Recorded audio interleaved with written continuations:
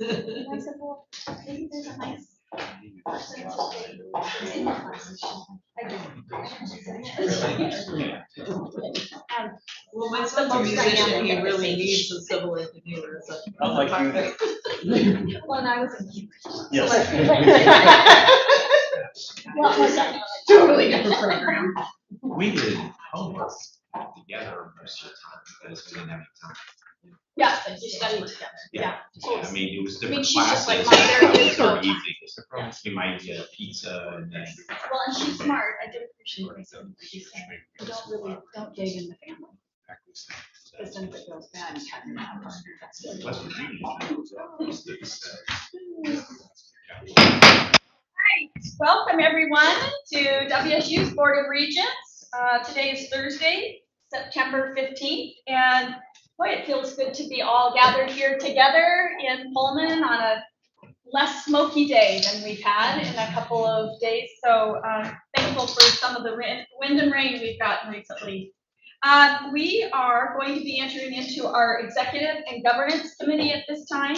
I would like to announce that we are going live, or we are live, and we are doing that via Zoom and YouTube, over YouTube. And I will share with you that Regents will be taking periodic breaks throughout the day. Immediately following our Executive and Governance Committee, we will transition into our Strategic and Operational Excellence Committee immediately following this. So thanks everybody for being here, and we will get right into it. Kirk, I'm going to turn it to you to discuss the 2024 Board of Regents meeting schedule. Thank you. So I think this is in your packets, pretty self-explanatory. We've got the date set for 2024. As just best practice, we've been trying to set the dates out quite a ways to help people with calendaring and things like that. The one thing I will point out is we're continuing or propose to continue to do the January meeting as a virtual meeting. We just think that's a good way to give people a little bit of a break. And I think there's some things at January meeting, the topics around it tend to lend themselves fairly well to electronic meeting format. So those dates are there. If there are any comments or questions or whatever, talk to Des or myself. Questions or comments as it pertains to the meeting schedule at this time from the Board of Regents? Lisa.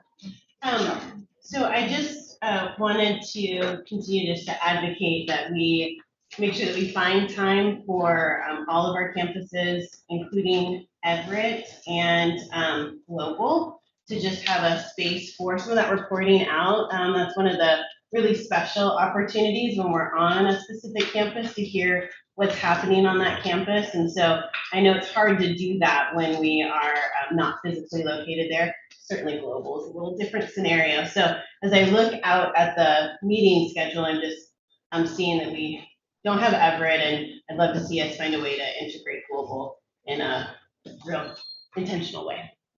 Okay. I'll work on that.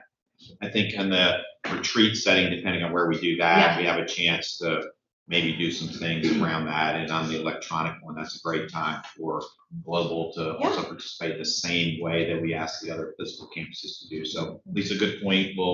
Des and I will work on that on the schedule. Thank you. Thank you, Regent Shower. Okay. Moving into our next future action item is the proposed revisions to the Board of Regents policy on delegation of authority and corresponding delegations. I'm going to turn that to Danielle and Nathan and Kirk. So thanks. If I can start before my colleagues get into the details.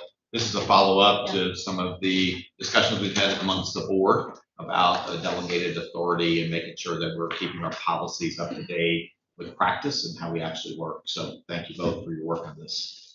Great, thank you.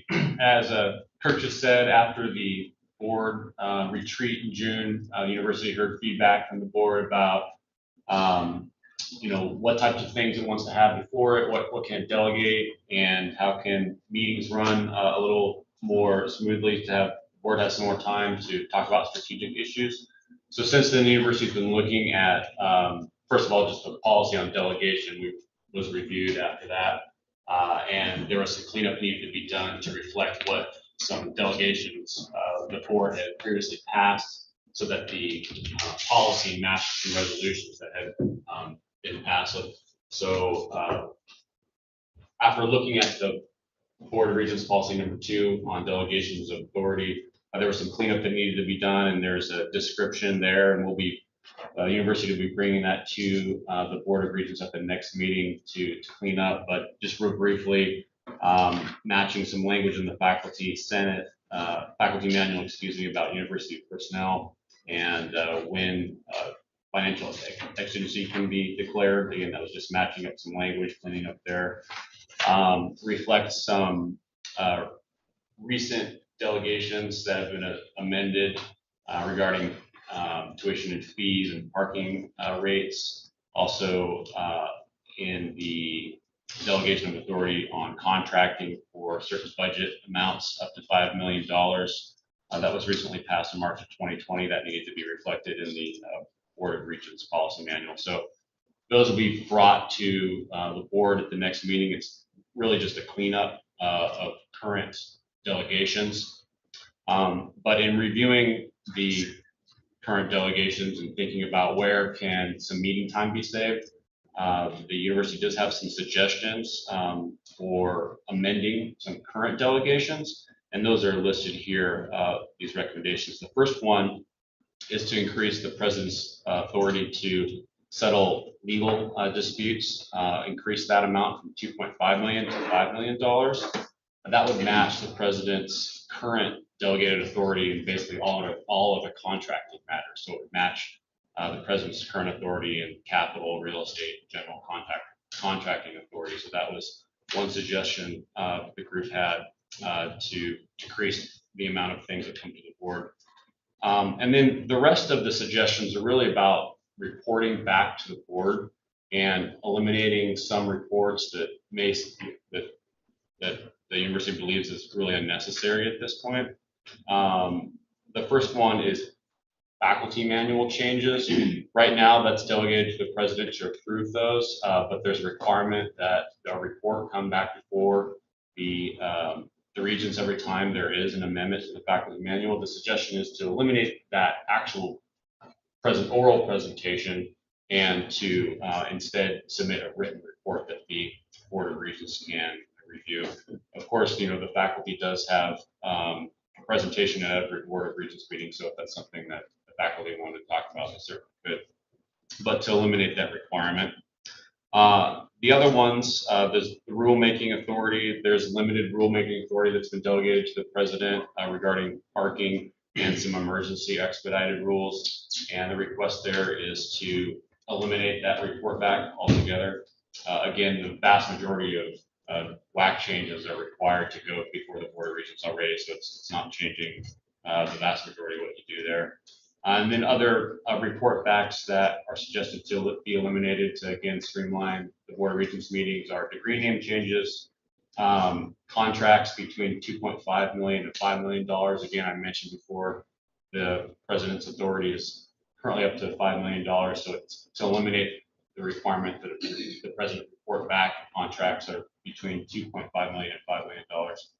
And then finally, report back of affiliate agreements that are entered into by the president. Again, there's a resolution that gives the president the authority to enter into those contracts. And actually, at the end of today's meeting, I'll be doing one of these presentations, so you can think for yourself, was that really something that was necessary of your time? But we're suggesting that those be eliminated. So those are the suggestions after looking at delegated authority at ways that the board could eliminate some of this report back and delegate a little bit more authority to the president or his designee, and that we could streamline these meetings a little bit. So if the board's in favor of these changes, we'll be bringing forth a proposed revision to the Board of Regents policy number 2. Again, that's mostly a cleanup to reflect what's currently being done. And then there would be several resolutions that are amending current resolutions to eliminate these report backs and increase that settlement authority on the legal side. So those are some suggested changes to streamline the meetings and delegate some authority Is there any questions on any of those suggestions? Yes, Regents. Okay, so on the rulemaking, and maybe this is just, that just limited to primarily parking and that type of stuff? 'Cause I'm fine with that. Yep. But there are some times where we've had to do emergency rulemaking, which are more substantive, Yes. and would we still see those? Yes, you would. So expedited is slightly different than emergency rulemaking. So there's certain areas where it could be expedited rulemaking, but you would still see those emergency rulemaking changes still coming forward. And some of the other things, it's just sometimes just nice to know that they've been made. And if there's a way of constructing it, let's say degree name changes. Sometimes it's just nice to know that it's been done. And is there a way, we don't really have to discuss it, but maybe just have a short list of just FYI type of stuff. It doesn't have to come up as a special information item. I don't know how you construct it, but just so that some of these things, even though we've got the authority delegated, we don't need a big discussion about them because that's sort of name changes are sort of, there's never anything to do about that anyway. But it's just nice to know. Yeah, I think if there are some of those areas that you want to be informed every time they happen, one suggestion could be is that rather than require an oral report here at a Board of Regents meeting, that there be some type of written report either with the material that comes at every Board of Regents meeting or in the interim. And I don't think, it doesn't need to be a detail. I mean, we don't need to see red lines and all this type of stuff. It's just more, it could be, yeah, it's just like a 1 or 2 sentence summary max. And then if somebody wants to delve into it and wants more information, they can always ask for that. Yeah. Just an FYI type of thing. Yep. I think it's a good suggestion. We have that already under the faculty manual. Nathan recommended that be changed to a written report. And so we could do that for the rulemaking. And then of course we can do it for any of the others as well. It is, if you don't need it, I think it's great. But if you do, I think that's Well, I much don't know what a easier. need is. Yeah. It's not as much a need as it's just nice to know. Yeah. At least for me anyway, because I've seen a lot of these things over the years. Sometimes somebody will come up and say, why did they change the name of X to Y? And then they say, oh, I didn't even know they did it. It's like and it's that's the type of thing. So it's not to be a long, just sort of play it by ear. That would have been my suggestion, C, D, and E. I still want to know. For C, D, and E. And you say eliminate the report back. I don't like that language. I like being informed. Somehow, Absolutely. to Laura's point, you get asked about when did you decide this? How did you decide this? Oh. Are there preferences if that happened in conjunction with Board of Regents meetings or interim or just at the discretion of the university as far as when those reports come to you? Well, I don't think we want them necessarily piecemeal. It's just, I think, just maybe associated with a meeting or something, just a short, again, I'm looking to just a one, couple liner type of thing. Yes, we're trying to go from a 600-page board packet down to Yes. 100-page board Yes. packet. So brevity, but informative, I think is what we are wanting specifically in each of these categories. And it could be as simple as something in each of A through E. Here's activity that occurred. So that we can see those highlights. And if we want to dig into any one particular one, we could bring it forth, with the request. So with the meeting too. Yeah. Time. Any other comments or feedback from the regents on this particular topic?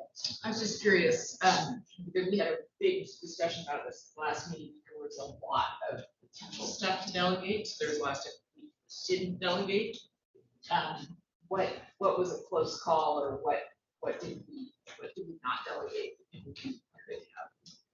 I mean, I think those discussions are probably still ongoing, to be fair, within the university. I think I think we can continue to explore these. These are some quick fixes that are fairly easy and can eliminate some time.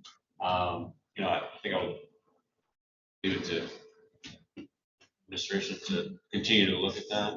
Quite a bit has been delegated. I mean, I think one of the things we looked at when we were reviewing the policy was, well, what's left?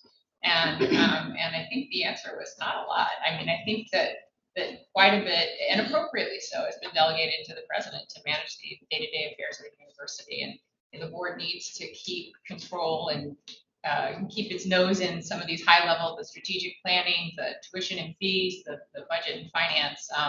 But pretty much the day-to-day operations have been delegated down appropriately. Yeah, no, as you know, I'm not trying to get us to do less work, I'm trying to get us to do Yeah, more work. absolutely. So I'm an advocate for get the little stuff off our plate. So I'm hoping we'll delegate as much as we can.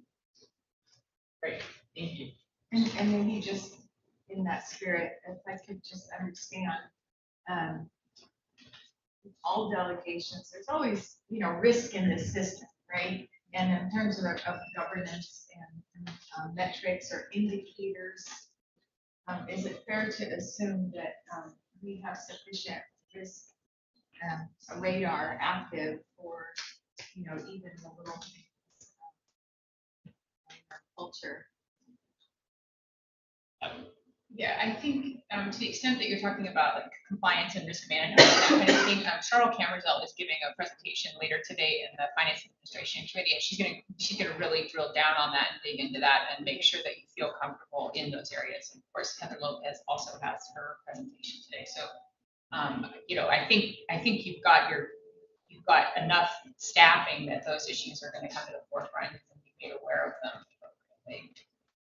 And if I could lean in on that point, so as the chair of the Finance and Compliance Committee, on behalf of the board, I spend quite a bit of time in that space, and actually I'm pretty excited about some of the homework I've done to prepare for this meeting around both those areas. So trying to understand the differences between internal audit and compliance, how they come together, how they fit with finance, and how in my role as chair, I can better understand where there might be areas where the board should pay a little closer attention. So I think there's some really good systems in place. There's some really good checks and balances. The ability for both those key leaders to report to Kirk and to Stacy and directly to the boards. I mean, I have time one-on-one with those leaders in case there is anything. There has never been in the time that I've been in that role, but we have those checks and balances in place purposefully so the system works in the way it should. So I think we're moving in the direction to be at that strategic governance level where we should be. But I think always looking at best practices is probably appropriate. Yeah, and those are areas where the Regents, I think, after having looked at everything, really do need to keep a close eye on and need to have regular reports. And so those are areas where we want to be very careful about constraining reports. Yeah, this is a future action item. When do you think the board of regents will vote on this? Is that, will be that as early as tomorrow, or is this meeting that Next meeting. November. So what I'd like to suggest is two things. One, we'll put together a written report that would be extremely brief, but sort of do this prior to each regent's meeting on anything that was sort of A through E. And then what I'd like to suggest is that next year for this meeting, we go back and review this and say, okay, how's it worked? And you all may say, well, we really felt we were missing out on some stuff, or actually now after actually doing this for a year, it's cleaned up the meetings a little bit and we feel informed. So I like to always try things for a year, give us several meetings to kind of get this down, see how you like it. And then at that point, we can evaluate. If the board feels at that point you're too much out of the loop on these things, we can always change them. But we really did try hard after that lengthy discussion in the last meeting about how to be more strategic and have less day-to-day types of things to start, which means we have to start pulling stuff off the agenda that has traditionally been on there. So I want to give this a shot to operate and make sure that the board feels that you all are informed. And always, if there's something that does need to be brought to the full board, I want everybody to always feel, hey, I want to know more about this, because this one seemed to be maybe a little out of the ordinary, so. Yeah, I think there's an interesting balance that I would, caution our board around of. I agree with Heather on less work, deeper dives into specific things that we can move the needle on. And I think we want to be careful as board members to not be sending mixed messages of delegate, delegate, delegate. Wait a second, we didn't know you were doing that, right? And I, quite candidly, there's some things that we are wrestling with that we did, I think in some fashion delegate, and now we're kind of like, well, I didn't quite understand what I was delegating, or I have questions about it. And so it's two ways, Kirk, of you being open to allowing us to question and having that dialogue, and then the other way of recognizing we are delegating some authority here. And so there's more responsibility on our end to be reading our materials and to be truly kind of staying up to what's being written in a written format versus verbal. Yeah, and I think there's an opportunity for us as a board to do some board education about what is the right posture for a board. Totally. And where do you go deep? And so. And on that note, we are working on the board onboarding process, which Yep. will include some enhanced training in that area. So I think it's really helpful. Okay, any further discussion on this action item? Okay, thank you. Thank you very much for your work on this. We appreciate it. Yep. Okay, next, I think we will move into. Oh, okay. Yeah, thank you. We're gonna take a brief break. Can't say that at 9 o'clock in the morning without my coffee fully down. I'm just asking Des if we might be able to get this, the format of this long table, and not getting to see everybody's faces is bothering me. So we're gonna try to get it up on the screen, because I'm having a hard time, wanting to make sure I'm seeing and engaging everybody the way we need to. So we will break for a moment and we will be back. And when we come back, we will be doing the strategic and operational excellence. Thanks. 5 minutes.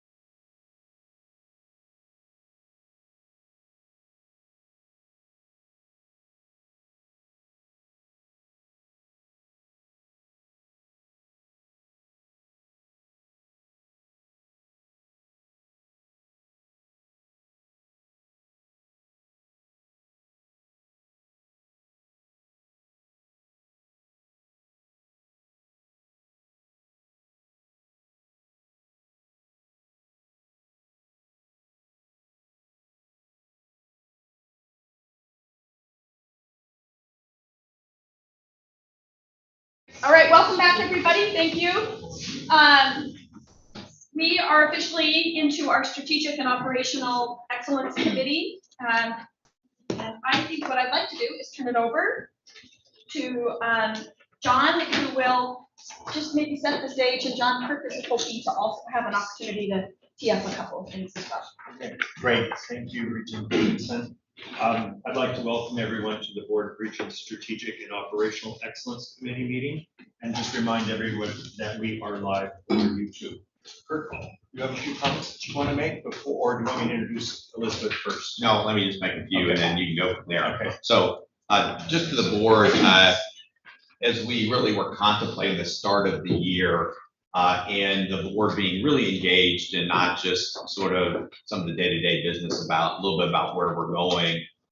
Today, the two sessions, I think, will be really good to be part of, and we want your feedback. So Elizabeth certainly, she'll talk about Pullman, and then when Chris does the system strategic plan, we've got some pretty concrete goals, objectives, measurement tools that we want to use this next year. We're really looking forward to hearing your feedback.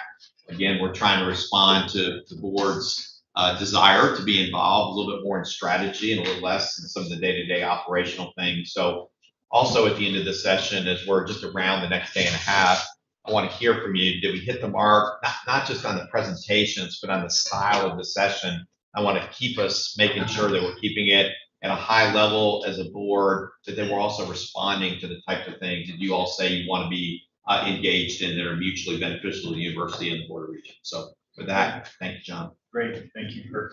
So now I'd like to turn it over to WSU Provost and Pullman Chancellor Elizabeth Pullman to talk about Pullman's strategic plan. Right, thank you, John. Thought I would stand up here so that I wasn't right in the way of the slides, and we'll get the slides up here. So first of all, thank you for giving me this opportunity to give you an update. You have a draft in front of you. Please don't read it. Well, you can read while I'm talking if you want. If I'm that boring, please read. But I'm going to give you a high-level overview, and then please take it home and give us feedback. It's in draft form. So first, this is the first ever Pullman campus strategic plan.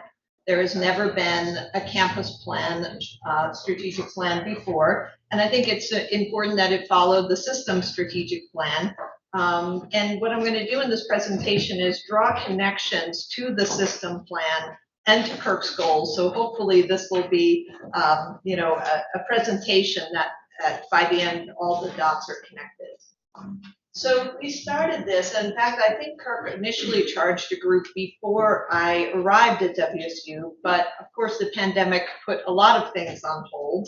And then with our One WSU efforts, we decided to wait until I began my position as chancellor to really engage in this process seriously.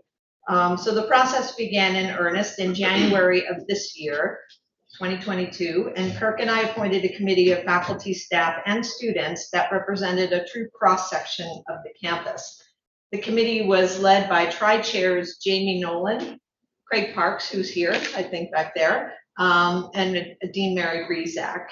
And then over the course of the spring semester, our tri-chairs hosted 28 listening and feedback sessions in one semester. Pretty impressive. Those were attended by faculty, staff, students, and community members in the city of Pullman and in Whitney County. And then additionally, they released a campus-wide feedback survey that received over 1,000 responses. So lots of feedback. And then this data and the responses were compiled and reviewed by the tri-chairs and the committee, who put together 5 focus areas that I'm going to, high-level focus areas that I'm going to touch on today, which ended up being our core themes. So I'll dive into these a little bit, but just to give you an idea of where we are, we're in the final stages of putting together this draft. It will have some appendices and such, and we'll be releasing this to the community at a celebratory event in mid-October and asking for feedback over the course of the fall. And then I'll appoint an implementation task force who will develop the metrics and associated with the goals and objectives that we've outlined here. on the heels of the metrics that you'll hear about for the system plan. Obviously, we want to make sure all our metrics are aligned, but there may be things for Pullman specifically that we want to measure that we don't necessarily want to for the other campuses. So stay tuned for that, and then we'll share those in the spring semester.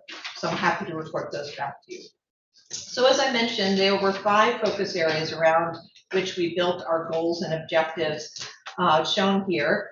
And as I said, you all have draft copies in front of you, so I'll just touch on this at a high level. So our first theme is student success and belonging. Of course, our top priority is our students at WSU, and they're the reason that we do what we do. And the intent behind this goal is to ensure that students at WSU Pullman are supported throughout their journey here, and that they're able to continue their success post-graduation. We recognize that every student's path is different, and it's critical that we support them seamlessly inside and outside the classroom. Really connects to our panel this morning about talking about how we build that culture of belonging and how we make sure that our students are succeeding and come out prepared for whatever life has to offer them. So one of the many things that makes the Pullman campus distinct, and that is that it is the only fully residential campus in our system.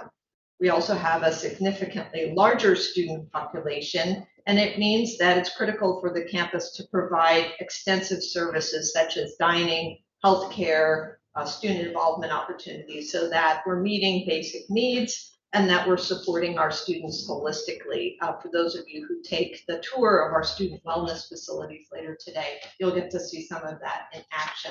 But building and maintaining an inclusive culture of belonging is especially important for our first generation and students from minoritized communities.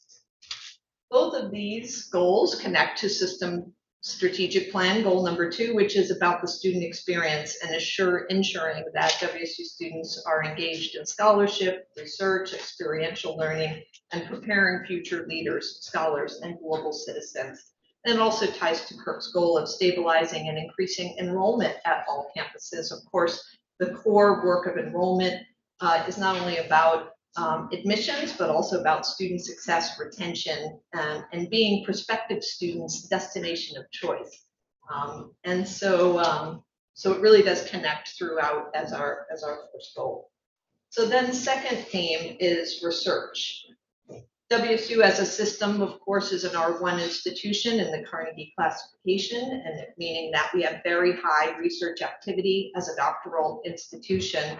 WSU Pullman is obviously a significant contributor to that system R1 ranking through our research and scholarship, but also to the breadth of our disciplinary strength and dedicated research facilities. So a few examples of these facilities on this campus include the Paul G. Allen School for Global Health, the Nuclear Science and Technology Institute, the Thomas Foley Institute for Public Policy and Public Service, the School of the Environment, our Hospitality and Tourism program, Northwest Public Broadcasting in the Murrow College, our School of Music, the Museum of Anthropology, and the Jordan Schnitzer Museum of Art, and so much more. This is not exhaustive, but just to give you an example of the breadth of our scholarship facilities and outreach here. In addition to supporting the existing areas where WSU is already uniquely successful, we want to continue to support opportunities for creative activities to flourish. And this means putting a special emphasis on collaboration and transdisciplinary scholarship. So equally important to the creation of new knowledge and innovation is the sharing of that knowledge by our world-class faculty and students through teaching, engagement, and service.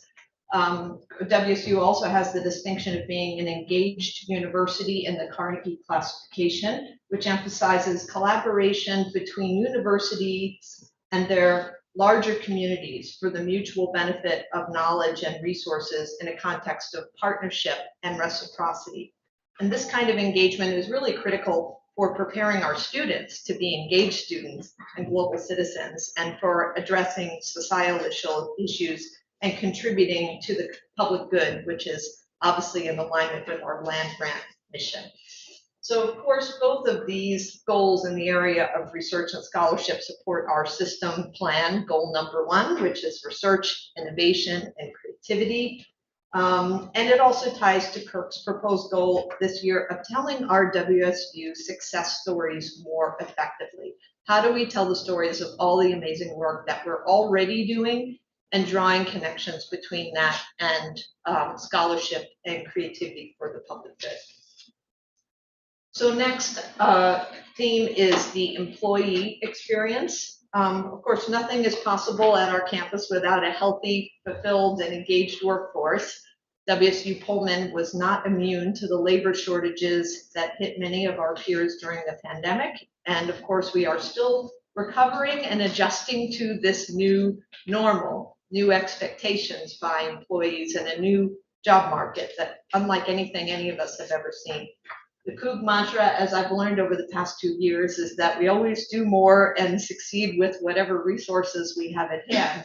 But we want to ensure that our departments are staffed appropriately and that we're retaining those employees at WSU and ensuring their professional fulfillment and success. So one thing that we heard consistently in our feedback sessions, especially coming out of the pandemic, was the need to prioritize employee wellness. This ranges from promoting flexibility and a whole life philosophy, as well as providing additional employee support services. And this really connects to the building that culture of belonging and mindfulness that we want to promote for our students as well. And here's a picture of our art museum, obviously offering some yoga and meditation, and some of you will get to see the art museum later today, but we're really wanting to use all of our facilities on the Pullman campus to really support this culture of belonging and wellness. Similar to the previous topic of increasing staffing and retaining staff, we also want to make sure employees have the opportunity to grow at WSU, and our intent is to work with human resources to help build a comprehensive professional development program for WSU Pullman. Teresa's team has already done a lot in this space during the pandemic, and we really look forward to partnering with them moving forward to continue to expand those offerings. So all 3 of these goals in the area of employee wellness, development, and culture really support the objectives under the system strategic plan for both institutional effectiveness and research, innovation, and creativity. So that includes hiring and retaining exceptional faculty and staff who represent diversity in all forms, and to enhance research and the educational experience. And it also connects to Kirk's goal of adopting a system-wide compensation philosophy for all employees so that we can recruit and retain exceptional employees going forward. So the next theme is community engagement. Yet another feature that makes the Pullman campus distinct is that it is a true college town. Pullman is dependent on the university, and the university is dependent on the city of Pullman. We share resources, infrastructure, and support services. Pullman's rural nature is both a benefit and it can also be a challenge, and we want to ensure that everyone in our community feels a sense of belonging and a sense of place in Pullman. I'll mention this tomorrow when I talk about building out the Chancellor's leadership team, but Tremaine Gaither is now part of the Chancellor's team as Interim Director of Community and Public Relations, and he brings expertise and a passion for mindfulness-based anti-racism, as well as building cultures of belonging. And so I look forward to sharing more about that with you in the future. As a land-grant university, our mission is to, of course, serve the public good, and more than that, it is to support our local communities. This means we'll continue to partner with both local leadership and organizations to directly benefit Pullman and the Palouse. Perfect example of this is our partnership with Whitman County Public Health to store COVID-19 vaccines on campus that were then administered at Schweitzer Engineering Laboratories in their vaccination clinics. Also under the leadership of Vice Provost Zoe Strong, we're strengthening our ties and collaborations with Native American communities in the Palouse, as we are also doing system-wide. So obviously, our community engagement and service focus supports our system strategic plan in our goal number 3 in that plan, the outreach, extension, service, and engagement, where WSU will be a national leader in advancing quality of life, economic development, sustainability, and equity through meaningful engagement. This theme also connects with Kirk's proposed goal of developing a quarterly engagement plans with each campus chancellor surrounding the development of partnerships, philanthropy, and community engagement. Our final focus area addresses how our campus operates. This fall, we intend to launch our first campus master plan in more than 10 years. And we'll also engage in a facilities use study that will ensure that our campus spaces are used effectively and are accessible to all. Thus far, our space utilization has developed, I would say, somewhat organically. When you have a lot of space, like we do on the Pullman campus, things tend to be, oh, there's an open office, and we need an office for so-and-so, and we put that office in that space. And rather than sort of stepping back and saying, connecting it to a coherent campus strategic plan. So now that we have a campus strategic plan, we can utilize that in decision-making about allocation of existing space, as well as then thinking about what we want in the future for renovation and construction of future buildings. And finally, tying directly to the system strategic plan is an intentional emphasis on data-informed decisions. Decisions about space utilization and allocation of resources for the campus obviously need to be informed by a transparent and participatory process that's tied directly to system planning. Institutional effectiveness and accessibility is obviously in alignment with the system strategic plan, namely that WSU will advance a culture of engagement and collaboration across its multi-campus system that values and invests in all of its resources, physical, financial, human, and intellectual. And it also connects with Kirk's proposed goal this year of implementing and using the equity impact assessment tool and our implementation of the new budget model and associated governance process. Both will allow for a transparent way to inform decisions about resource allocation. So as I said, we are opening this launch through sessions on campus in mid-October. We're going to be asking for feedback from Pullman faculty, staff, students, and community members. As I've said, they've already been able to give us quite a bit of feedback this spring, but now they'll see it put together, and we'll ask them how they like the sandwich we made for them. And then the next step, as I said, is to establish the Pullman Strategic Plan Implementation Council to develop metrics and track progress. So I'm happy to take any questions, and also since one of our tri-chairs is here, Craig Parks, if there are detailed questions about the committee workings, I'm sure he would be happy to answer those as well. So thank you. That's Jenna. Yes. Okay, so first of all, Dr. Chilton, that was brilliant, because I'm sitting here triangulating the pieces. I have Kirk's goal on my iPad, I have the system strategic plan, and I'm looking into, how to connect the dots. And I thought your piece there just strung it along really well.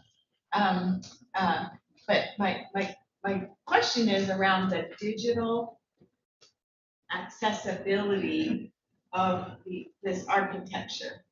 Because for us who have been steeped in it for a couple of years now, and I know Chris, you're the brilliance behind this too, and President Schultz, is there a way to connect the dots and to have a digital accessibility so that people can see it all together?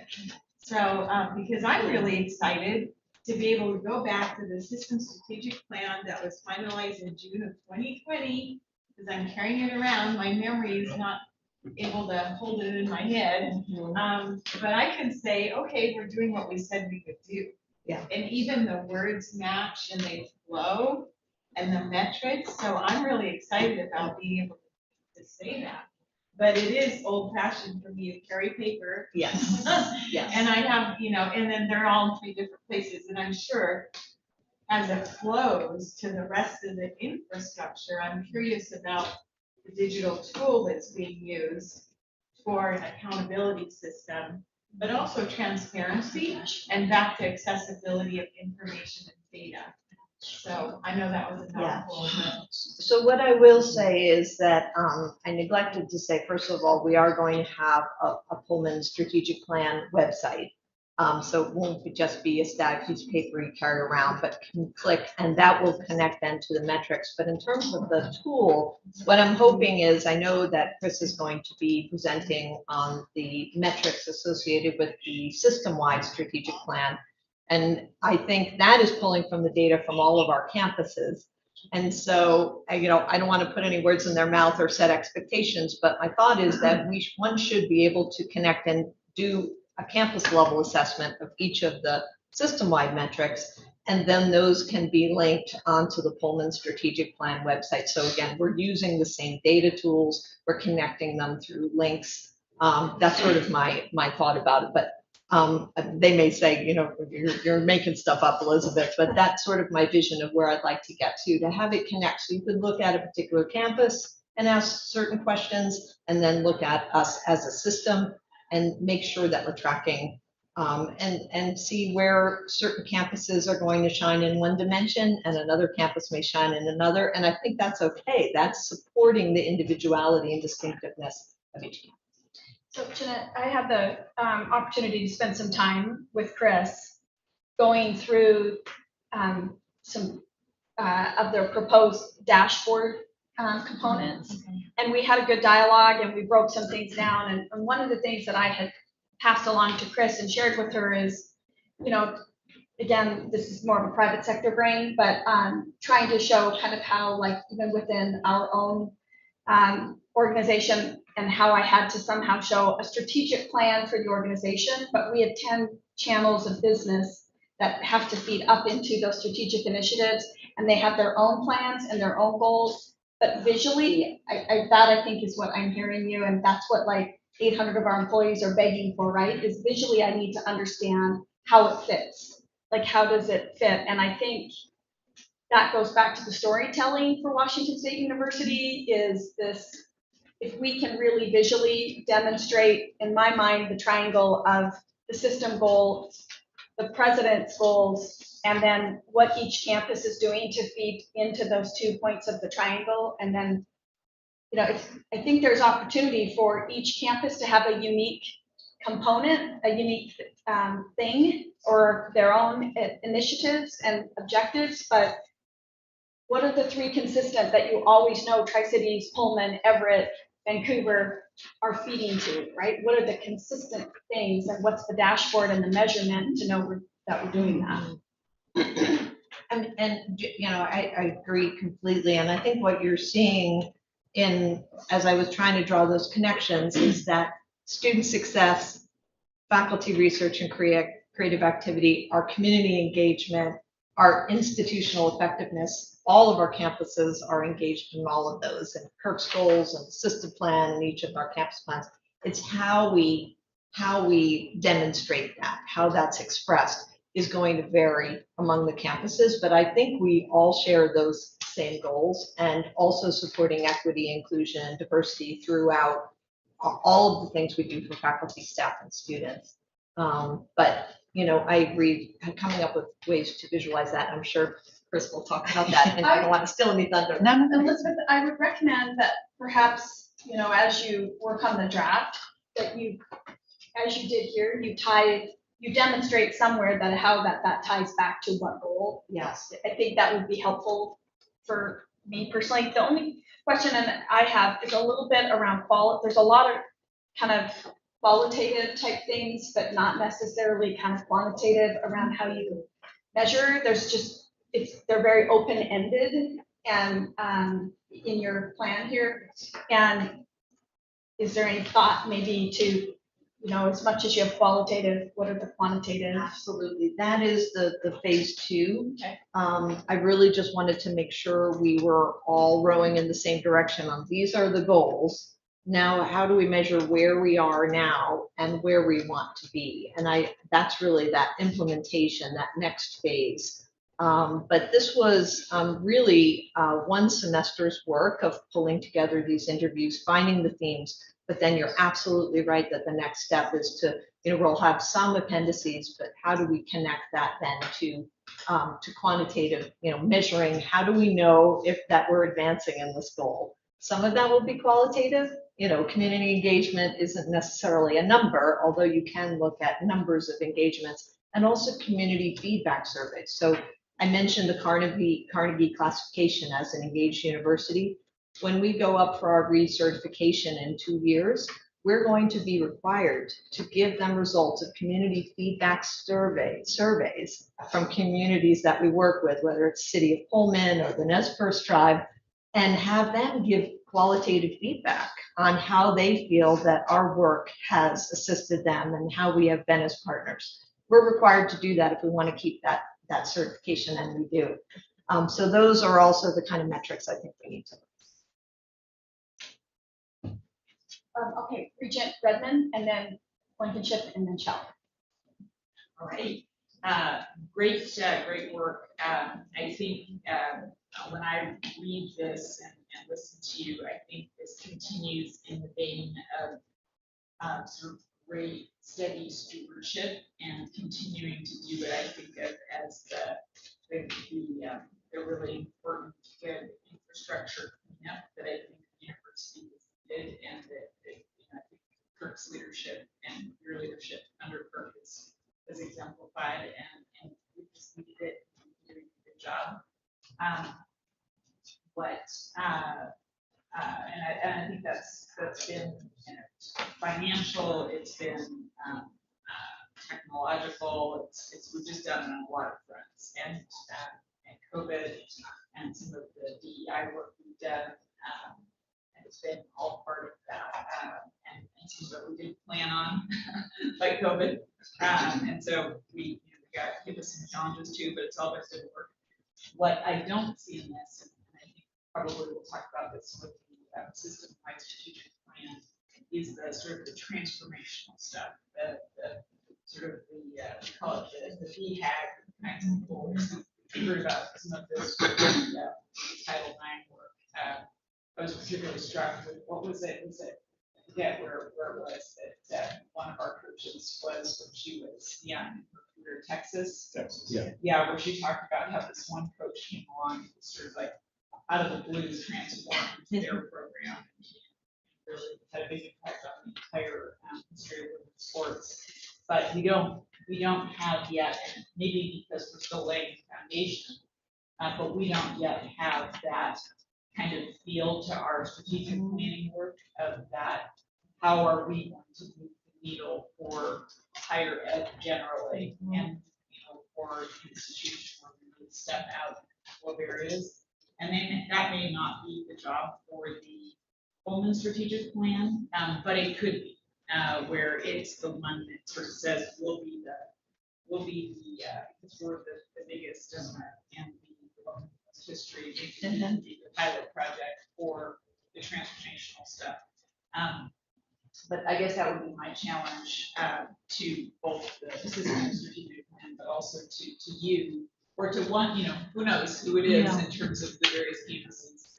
But I think somebody ought to step up and say, we're going to be the one that leads the way on the transformational stuff.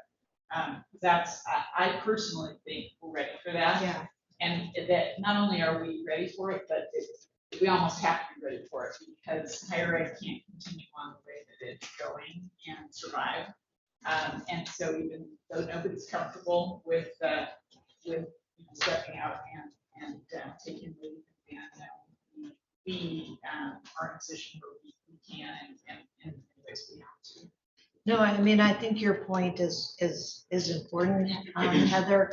One of the things, and Craig can correct me if this is off the mark, but it was only about a year ago that we started saying that Pullman is the flagship campus. We never used that term, and we never asked ourselves, what does that mean? So in their initial, work with the committee, we were saying, who are we? What is WSU Pullman in this new system configuration?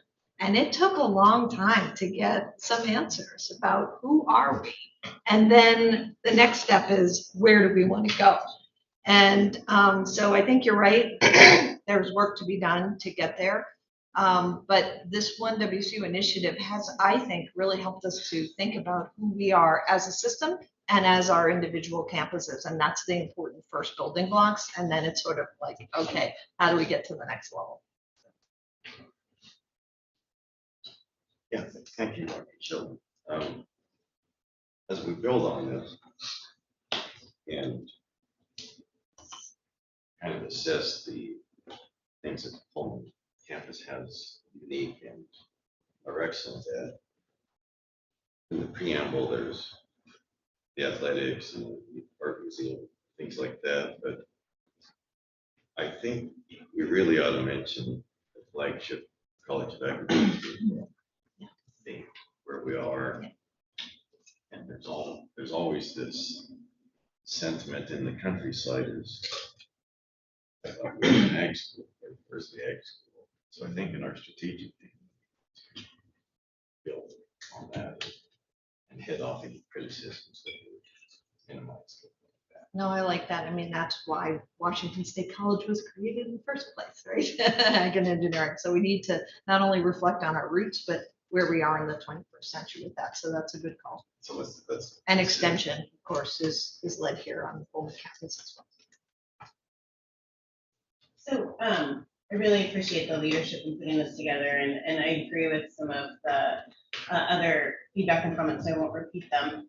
A couple thoughts. I was curious if you were planning to mobilize an advisory committee. I have some biases around that because I certainly appreciate Chancellor Netzhammer's inclusion of me personally in the Vancouver Advisory Committee, and I see some real community advocacy that can occur when that sort of community comes together. And so I think there's an opportunity to do that here, especially around a strategic plan like this. So curious if you were planning to do that. Yes, Okay. absolutely. I've been having conversations with Kirk and Mike and listening to Mel and hearing how he approached that topic as well.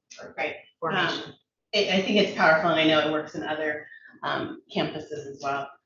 The other couple of comments that I would make, it feels like, and I would suspect this links to some of the other questions, many of these goals could replace WSU Pullman with WSU Tri-Cities or WSU Everett. For instance, employee development, wellness, and culture.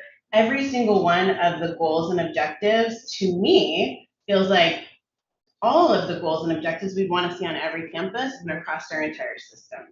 I also got a little bit curious around, is it Pullman's responsibility as an objective to develop a compensation structure that's competitive, equitable? You threaded that, right? You said that's part of Kirk's goals. And so trying to kind of bring all of this together, I'm still a little bit lost in how we're linking all of this and threading it, which I think is kind of Chris and Kirk, and we're getting to that, but that feels real fuzzy to me in terms of how all of these things are linking, already been mentioned.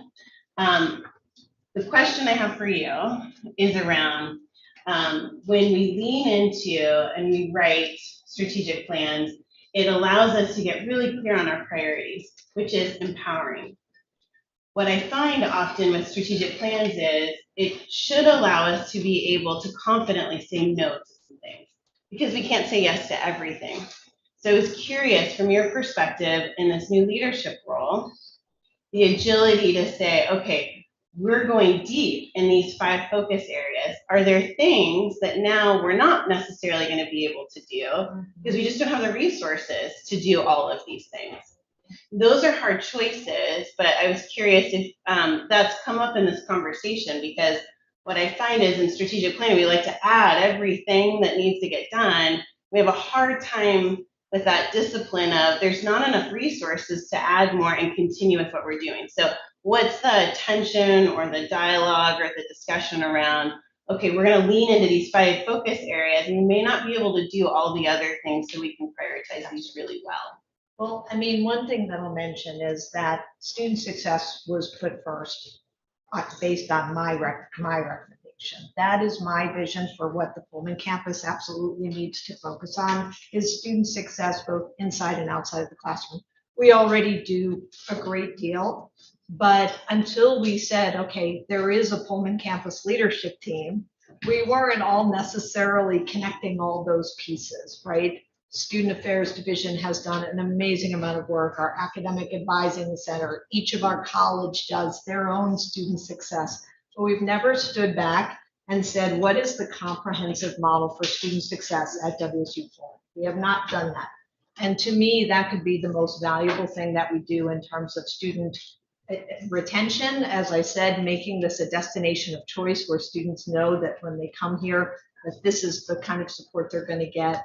And that includes our facilities. It threads through everything. So the central spine of Terra Mall, you know, how do we think about utilizing that central space to really focus on student success? And maybe that means, you know, some things that are happening there now need to go somewhere else on campus so that we can make sure that's a really visible when we're bringing prospective students through, when we're bringing our families through, that we're really signaling that our student success and support is our top priority. That isn't to say we stop doing research, et cetera, but if you have that as your lens, I think it helps then inform all decisions down the road.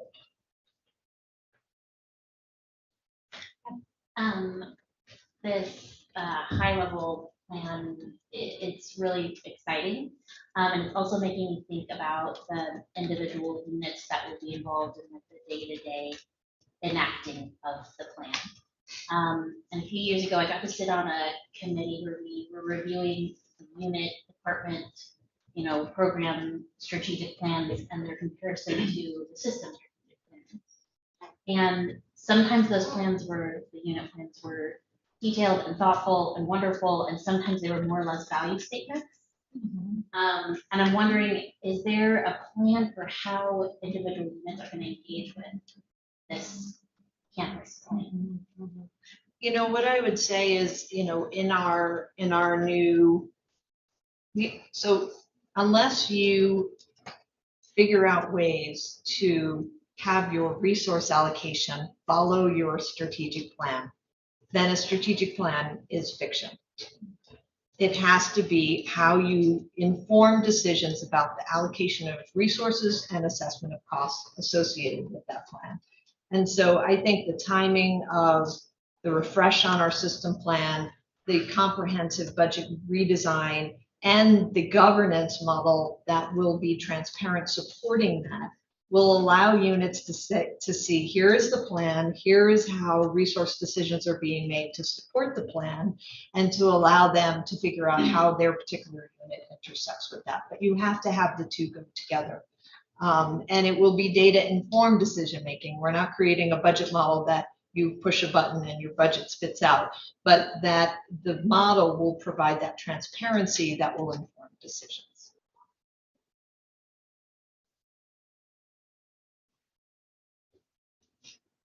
Other comments or questions?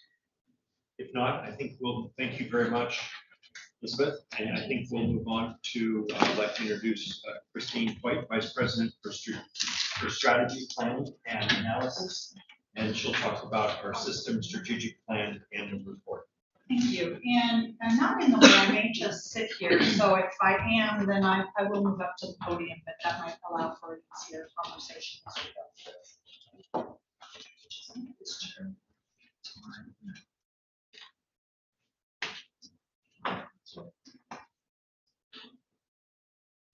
So thank you for the opportunity to meet with you today. This has been an exciting discussion because so many of your questions and comments relate up to the work we're currently doing now. So hopefully we can just sort of build off of that and continue on this discussion. And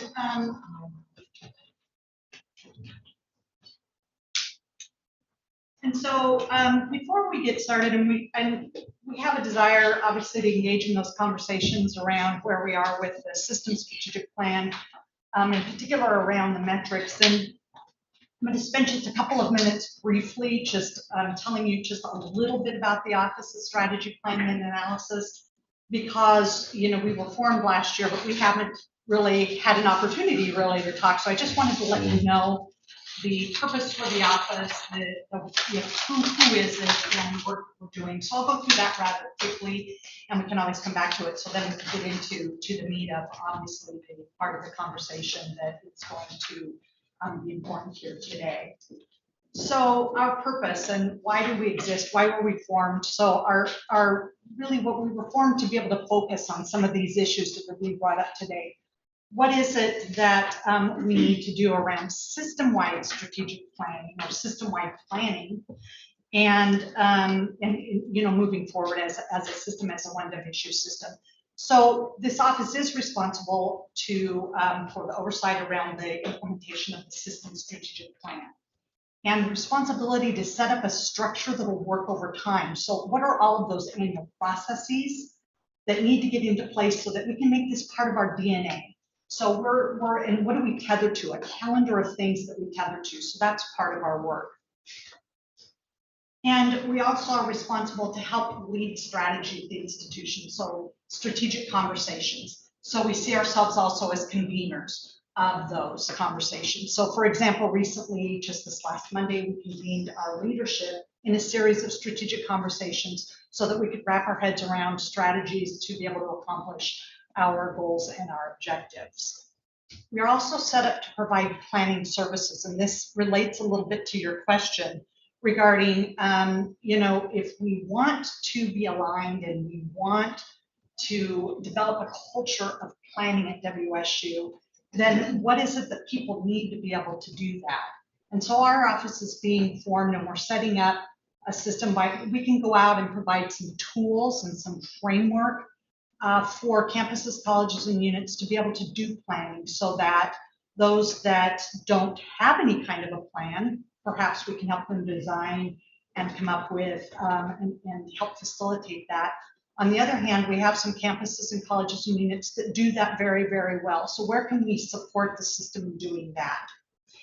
And then finally, we are also formed to help provide access. We've been talking a lot over the last year about access to data. And not just access to the data, just to have the data, but putting an analytic structure into place so that we can really focus on those biggest problems and get those insights out to leadership and others that need them, so that we can make good decisions at WSU, or we can discover knowledge or whatever it is, engage in planning and set up structure for that, and to support informed decision making. So our office really is at the center of that system, one WSU system principle about becoming a data-informed decision-making institution. So that's part of our charge too.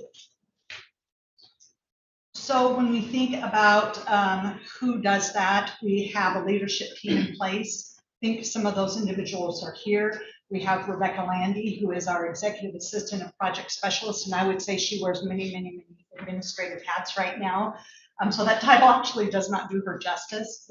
We have Guy Ellaby, who is our executive director of digital transformation and innovation.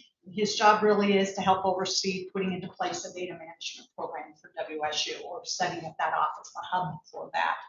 Fran Hermanson, who is executive director of institutional research, who is here. And that unit now reports to this office. That is populated by data scientists, data analysts, who are engaged in this sort of work. And then Ben Keeble, who is our director of communications and outreach. So that's just briefly who's doing the work. So some of the work that we're doing, and then I put a check mark by a couple of things because these were in our goals for this year. And so it's just getting the strategic plan updated, making it relevant to today, because when we approved the plan, or when the Regents approved the plan, it was pre-pandemic, and there were parts of that some of the assumptions we were operating on that needed to be relooked at, so that we could really get the context for where we are operating today, laying out a new vision statement, engaging in our priorities, and really engaging our leadership around the focus on, okay, so given all of this, how do we execute on those? So we've got a lot of work that we have lined out for this fall. These are just some of the high-level things that we are looking to focus on. Getting a coordinating council, I'll talk about that in a minute, or probably through our conversation. Really a system of accountability into place so that we can understand, are we making progress, helping the institution be accountable toward the progress that we say that we are going to make. And really just putting in place, again, those processes and systems so that we can really think about what does it mean to be aligned between our campuses, college, and units in both in the plans and integrated in those, but also how do we make it so that WSU really takes its plan and then allocates its resources according to its priorities.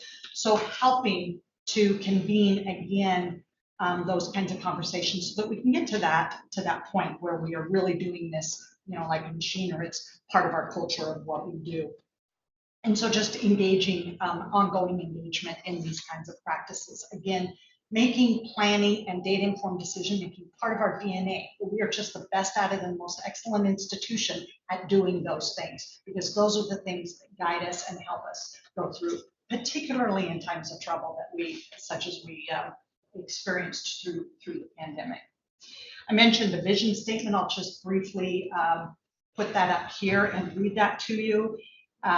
Washington State University will deepen and expand its impact by building on the strengths of each campus and location for a stronger Washington State and global community. So if you remember the past vision statement that was formed prior to the implementation of the plan and prior to the pandemic, this vision statement puts much more of an external focus, really putting its focus on impact within our communities, and really embraces the idea of WSU in all of its places in the state, and the state imprint, the fact that our campus for Washington State University is in every location of this state, not just in Pullman or in one particular community, and then focusing on building the state and our global communities. And so to the heart of a little bit of what we want to talk about today is that dashboard, that strategic plan metrics dashboard, and how we're going to measure our progress. So I'll just remind you that in the system strategic plan, we have 4 goal areas that you've seen in the past. I won't read each one of these, but briefly: research, innovation, and creativity; student experience for goal 2; goal 3, outreach, extension, service, and engagement; and goal 4, institutional effectiveness and infrastructure.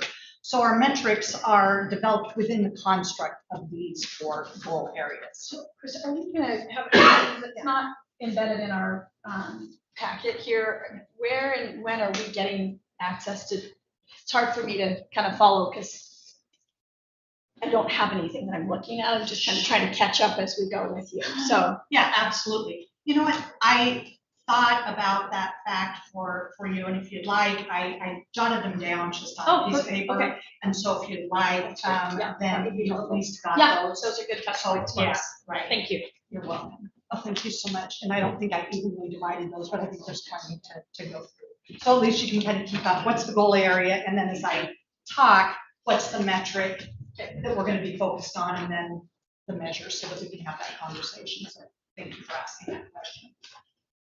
So under the first goal area, the metric that we will.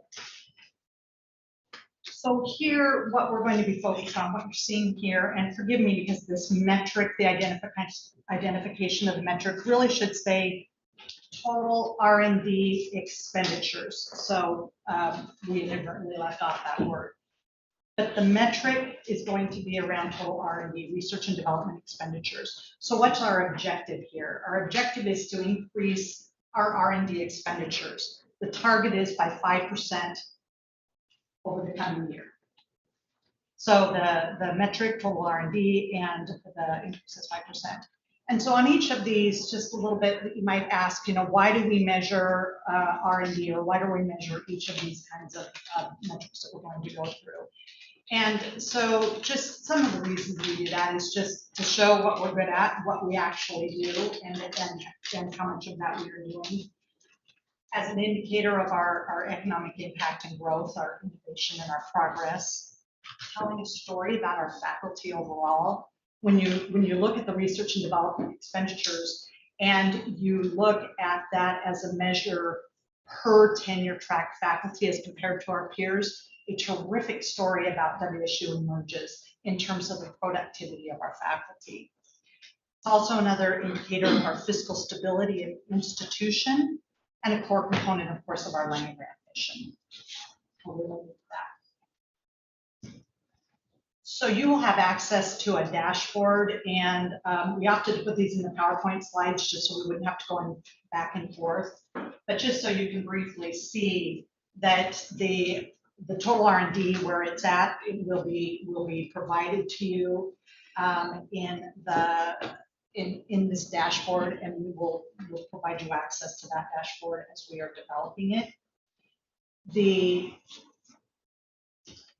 And this may be a little hard for you to see, but also so that you can see where WSU stands just in terms of all institutions or public institutions or our peer institutions over time, so that you're able to see the trend line. Here we've got it from fiscal year 2016 and moving through this dashboard. So I wasn't going to particularly dive into the data, although if you have questions, then we can answer those questions. This is just another way to see it. We don't have that clear on this slide clear for 2016. You will notice that there is nothing there for this peer average for 2021, and that is because that data is not yet reported. That doesn't get reported until November. So that's why there's a trend. So that's a brief overview of the first metric area. Go to a student experience. Go ahead, please do. Do you think, John, that what's the comfort level of the board? Or do you want to ask questions per goal, or would you like her to go through it all? You know what I mean? And just, Right. Yeah. How do you? Just for Good Chris's sake to question. kind of come Sure. down. I have questions, but they can wait. Okay. Okay. So let's just Okay, keep you're good going. to I'd keep love going. to see it in its full package Okay. and then dive into it. Okay, that's great. And I can certainly also obviously go back to any one of these. So goal 2, student experience. So the metric that we are focused on is the first to second year retention. So just the return rate of our students from the first year to second year, which is a metric that that's measured nationally. And we do have, and I'll show you the data on this, we do have a gap in our overall retention. So between our overall retention rate and the rate of certain categories of students, we have a gap. So between Pell eligible students, first generation students, and our peoples of color, there is a gap there between the retention from those to the overall rate. And it's important, when we ask ourselves, well, why is this an important measure for Washington State University? Educational equity certainly comes into the picture just in terms of ensuring that we reduce those opportunity gaps so everybody has a chance for success at WSU. Promoting the social, economic, and educational well-being of the state. We want to produce high-quality graduates in a very diverse perspective. And so having those graduates and graduating as many of our students that we welcome to Washington State University so that we can contribute to the state's workforce. This is a key contributor to overall enrollment. Just a critical, certainly listed on our top 10, you will see later in our risk assessment in terms of enrollment. And the fiscal stability again of the institution. If we bring our students here, we definitely want to keep them here and we want to graduate them. And a core component of our land mission. So that's just a little glance there. So what you're looking at here is the blue line is our first year retention of our students, first year full-time. The orange line is first year part-time. So if you look at the first year full-time, you can see that the overall rate is 80.9%. And by the way, in the actual dashboard, you can click and get more data here. It's more interactive than what you're seeing stacked here. But just to demonstrate that, you can see that if you look at first gen Pell and pupils of color, there is a gap. So we desire to reduce that gap. So our target is to reduce that gap by 1% each year for each of these categories of students, contributing to the overall retention. So those are system-wide ones. System-wide, correct. And we do measure the transfer students as well. There's not as much of a gap there between our full-time, both our full-time and our part-time transfer students. But we do measure this data, so we included it. So goal 3 is a little more complicated. And this one, we had a lot of conversation around this one, and it really, really helped because we've got to have data for this category that's measurable, that provides us with evidence to something that we can measure here. And the target, and you don't see a quantitative target here, and I'll explain why in a moment. This is around community engagement. And so we really talked a lot about tethering ourselves to something that we can nationally recognize, that has definitions, and that we can rally around. Because we know that this is critical to building an engaged audience and strong network with our communities. And hearing and this, you know, if we focus on this, this really has a focus also on our community members' voices and valuing those voices and building those connections with our community and our connections between each other, as well as our connections to the WSU brand. And this really also helps WSU tell its story. It's a way for us to demonstrate our impact. It's a metric or a metric area in which we can do that. And again, part of our core component of our mission. So you might ask, what is the problem? And when I said that, you know, we do have some data that correlates to this, but we lacked adequate data to be able to demonstrate it. And that's because we have a lot of silo data in this area. We do collect a lot of data.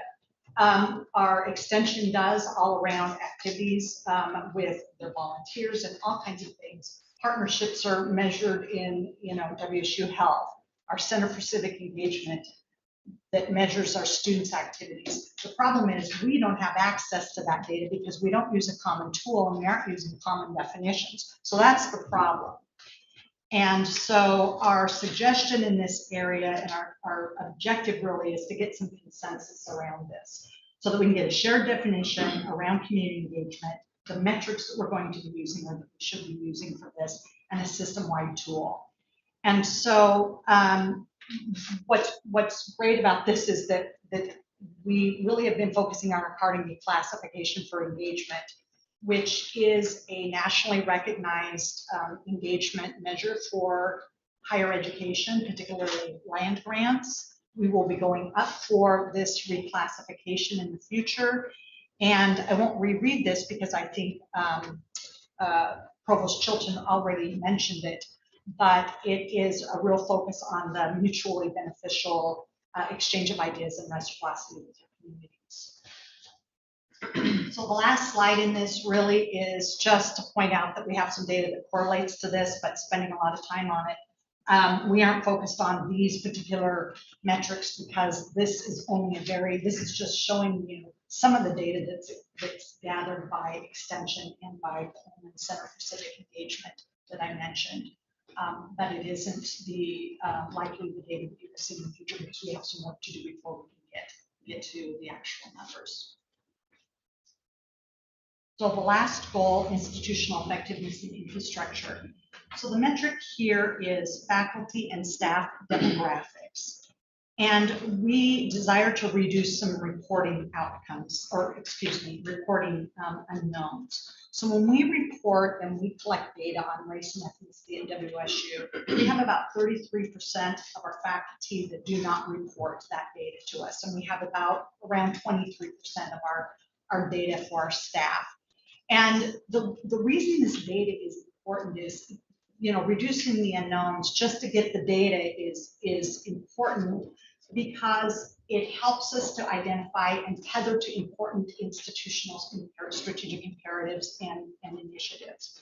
To be able to identify equity gaps in recruitment, retention, our faculty and staff compensation, promotion, tenure, performance evaluations, and so on. And we want to know whether our efforts are successful in this area.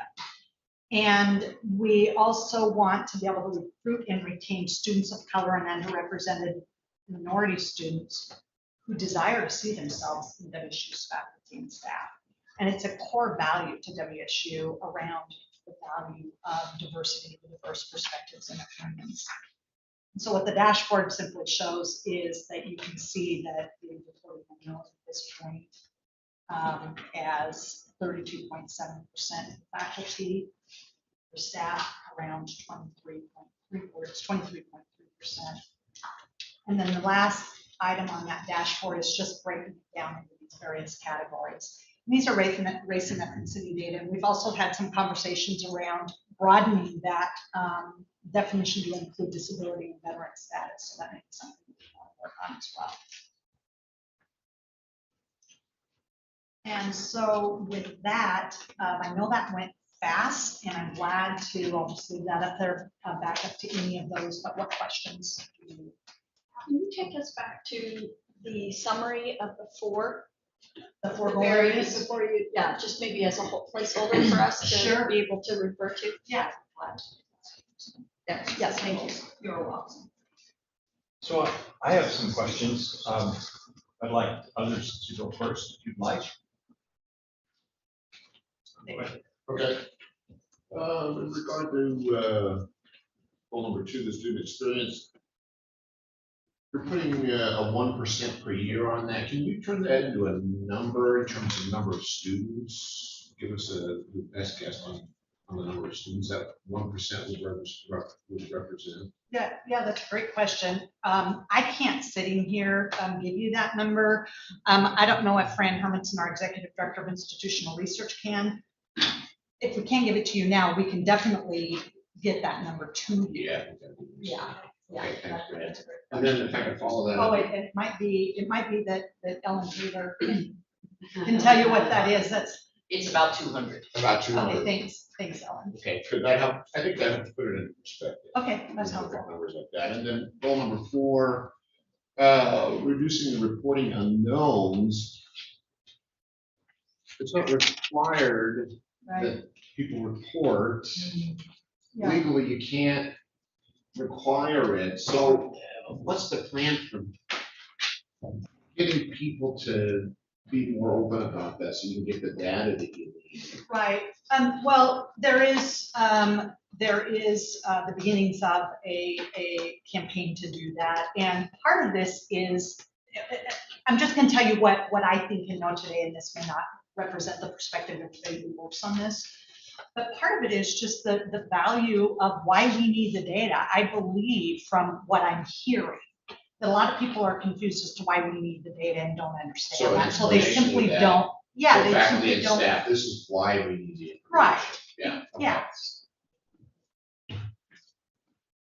There is, I mean, just to add to that, there's a lot of data to show that if you do something like a climate survey, then people are more likely to report this kind of data because they know it's going to be used to hopefully improve things that they care about.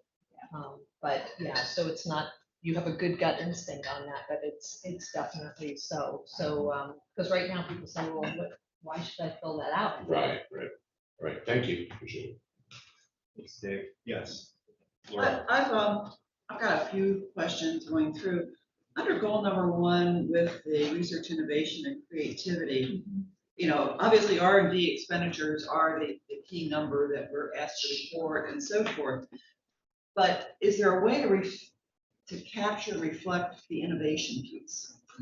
Because, where are we leading the way in certain areas, which we clearly are, and how to, but I know it's a harder number to benchmark and so forth, but I'd love to see that, because we are, we've seen on academic affairs committee some really stellar things, innovative things that our faculty are doing. under the outreach and extension, um, I was sort of thinking of how do we show, capture the value? For example, the past, several years, we've been talking about just the extension piece, for example. And, yes, we can count numbers of volunteers, but where is that value that they're bringing, and, how might we capture getting between here and where we really could be to really be providing even greater value to the state of Washington, and to the communities where extension is, which is just basically everywhere. So, and then finally, under goal 4, institutional effectiveness, you showed for faculty and then staff the metrics, but in fact, there's one key metric, and maybe this is something you're already considering using. Under faculty, you have the tenure track faculty, and then you've got the clinical faculty. And I assume that those all go in that one category of faculty, but yet the clinical fact group, I believe, is more women-based than men, and I could be wrong about that. I'm just going by, when I used to attend some of the dinners with the women faculty and so forth, versus the tenure track. And that might be looking at that split, and are we getting more women tenured faculty? And women in tenured positions have long in universities been a minority group. So, and looking at that trend might be very interesting. Sure. So to make sure I understand, capturing the women specifically within the tenure track versus a clinical track, breaking that down so you can see the differences. Yeah, the differences, and are we getting more women into tenure track and into tenure, as well as minority people of color as well? Because I think that's sort of, to me anyway, that's a key goal that I would like to see us achieve.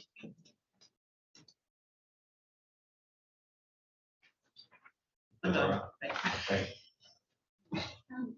number 2, can you help me understand why the metric is first and second year retention rather than completion of third degree? Sure. Can you repeat that question? I'm sorry. The metric for goal number 2 is first to second year retention. I'm wondering why it's not first to completion of degree. Right. That's a great question. Trent, why don't I invite, I think some of the, go ahead, Kirk, if you want. I think that's a great question, and we had to make some choices on all of these things for having a limited number of things that we engaged with the board on, because we can always add more and more things, and then we were worried that the board comes back and goes, well, you've given us 25 things, what are you really going to work on? So first to second year, when we look at our enrollment challenges across the system, in something where we could go back to the board and say, we actually did something and we saw a change in some of the things that we did, we felt first to second year retention was really where we got to focus our efforts now. But that leads to, if we do that better, leads to better graduation rates at the end of the day. We just report graduation rate, get to the end of the year, say it goes up, goes down. You'd say, well, what did you do? What did you not do? We would actually go back and say, well, let's talk about what we did the first to second year. So we still are going to measure our 6-year graduation rate and those type of things. And those will be available on dashboards for people to look at. But when we say, what are we going to focus on during this next year? We felt this was really the place to expend energy, people, and money to try and really close those gaps. Answer your question. And don't we typically see the biggest retention problem between the first and second year? Yes. Any other questions before I go? Yes, Enrique. I find it weird that we don't have diversity, equity, and inclusion goal. Right. I mean, I hear we're talking about it, but we just had a presentation to us this morning about Title IX, and and it's expressed in there how things have progressed and WSU led the way there. But here we are, and it's still an issue. And I hear the conversation of it being you know, mentioned in other areas. And by the way, one of the things that I hate the term minority. I hate, I think, for people of color, communities of color, who are in underserved communities or whatever, I don't know, I just find that. So that's my opinion, I'm sticking to it. But, yeah, I just wanted to. So the point about having a diversity goal or not a diversity goal or a specific goal area that is related to that is interesting because we've gotten that feedback in the past as well. And where does it fit in? It's definitely a core value and it is threaded throughout the plan. And, and so you are not alone in expressing that sentiment. At the same time, we had a lot of people when we were developing the plan that said, can you make it a goal as if it is a goal in which we were going to reach so that we can just sort of say, okay, we reached it. So it's not really a good answer to that, but it is just sort of an acknowledgement that I think that there are others that share your sentiments about that with regard to the plan. Yeah. But then why is it not a goal? So, Enrique, we had a lot of discussion around this when we put a plan together. And I think we decided, the university leadership, that diversity, equity, and inclusion should be in all of these four. That separating it out, what that wound up doing is then we sort of put it off to the side. And the idea was diversity and inclusive excellence should be part of what we do in an R&D and part of what we're doing in all of these areas, so that ought to go across the entire institution and be an integral part of all of them. I think that's the right thing to do. The detriment is people go, well, it's kind of buried in there, and is it really a core value or not, because it's not called out. I think that's my. Sure. It's fair enough. Understood. Thanks. I don't want to service enough. Related to that, perhaps it should be embedded as part of our, not embedded as a hidden, but embedded as part of our definition of what we mean when we use the word land grant institution. Yeah, I think that's it. Lisa. So to build on Enrique and his comments, and I appreciate Kirk went a bit of rounds with me on this specific dialogue during the strategic plan, because I too felt very similarly. And words matter, so I very much have a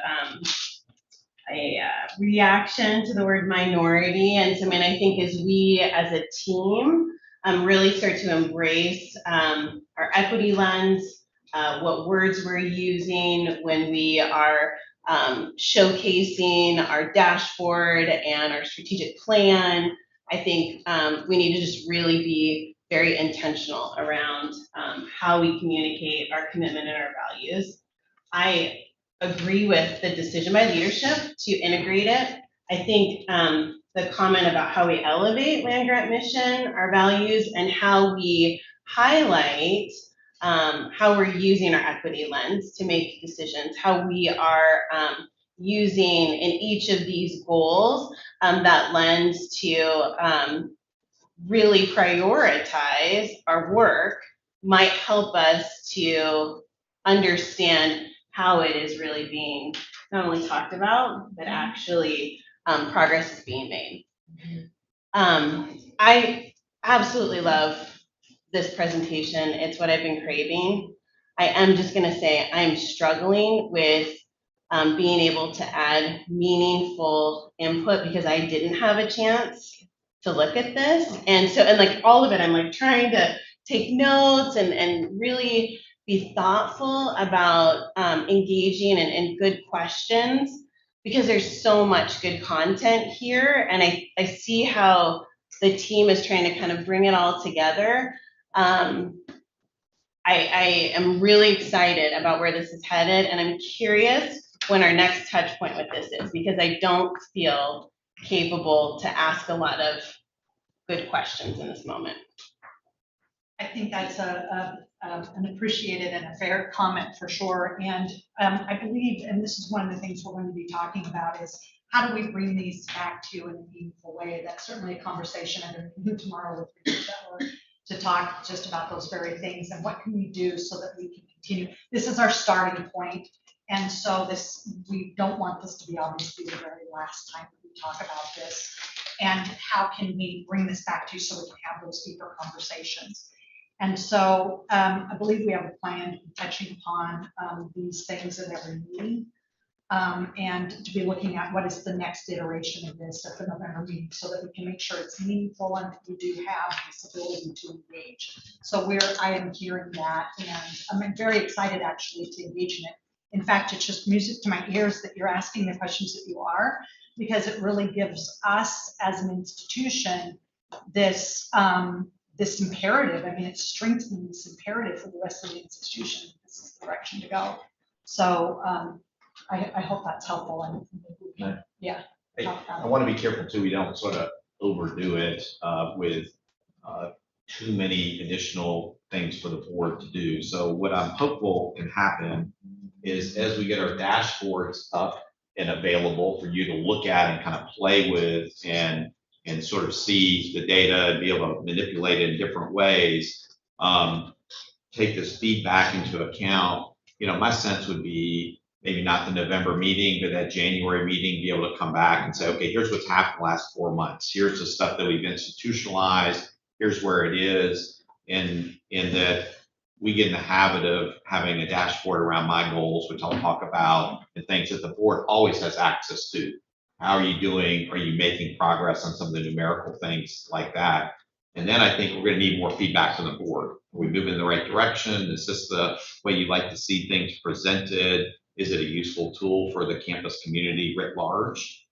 So, because I don't want to take this time in our board meetings, if we're not careful, we're going to wind up going, well, let's do a report on this and report on this. And at the end of the year, you go, well, we've now filled it up with regular things and we no longer have the ability to do strategic conversations. So I just want to be really mindful of that as well. If the board thinks that's not enough, then, we'll adjust. I think that's great. I think my reaction is, I think I have been really looking for this kind of just understanding, more so understanding, not necessarily, I want to see that graph or I want to see this data. Not having this ahead of time is just making it difficult for me to be able to ask questions. So I would just say, I'm excited to see the presentation and be able to spend time with it. This is one of the very few areas within our role, strategic, yes, right? Where we have the opportunity to ask good questions. And so I want to be able to show up in my role and be able to do that. The other comment before we kind of roll to someone else is around the goal 3 in terms of the engagement.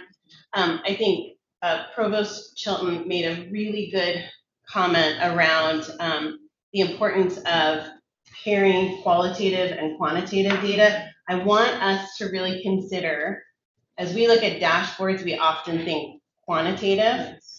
Community engagement is so much more than that. And you've already mentioned that. If we're leading with equity, we need to be really careful about how we elevate equity priority communities, which are not always metrics around number of people that show up. And I think we get that.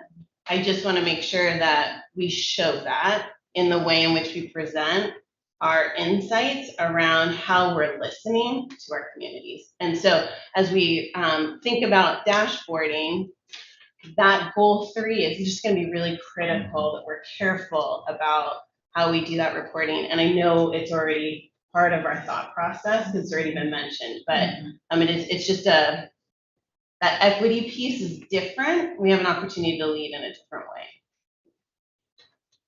Thank you, Lisa. Marty. So one, I just want to say thank you to Chris and Fran because, as I said, I had the opportunity to spend a lengthy period of time with them in looking what their first initial pass was, and we talked a lot about the lack at the time that we were talking that please don't come back to the board without a metric and an outcome. So I appreciate that they really worked at that because I was trying to think, okay, if I'm Heather or John or somebody looking at this, here's immediately I'm going to need to see kind of measurement, right? So I your first run at this is really very much appreciated. So thank you for hearing my comments. This concept, I'm going to put more of my strategic marketing hat on. I mean, this is where you mine your storytelling out of, Phil. And in particular, goal 3, when you use language like impact at a state and a federal and national level, you need to go deep into what are those stories that we should be telling in national publications. And in particular, if we have different areas in which we want to do outreach, sharing our story of the journey we're on around, inclusion and providing these equitable opportunities. I mean, this is where we do that, right? And that would be really, really intentional. I mean, if you were hiring an ad agency or a marketing agency, this is all you would need in a different format. But at some point, you need to give this to them, right? And say, build us a plan of storytelling around these 4 areas. So as much as the dashboard is really important and you're doing great work, the marketing piece comes into play in all of this. And then if you really did have your campus plans connected to some degree of this, then Phil and his team and a marketing firm could be like, okay, under goal 1 on innovation, I want to understand what the Spokane campus is doing. And I'm going to tie that then to what the Vancouver campus is doing.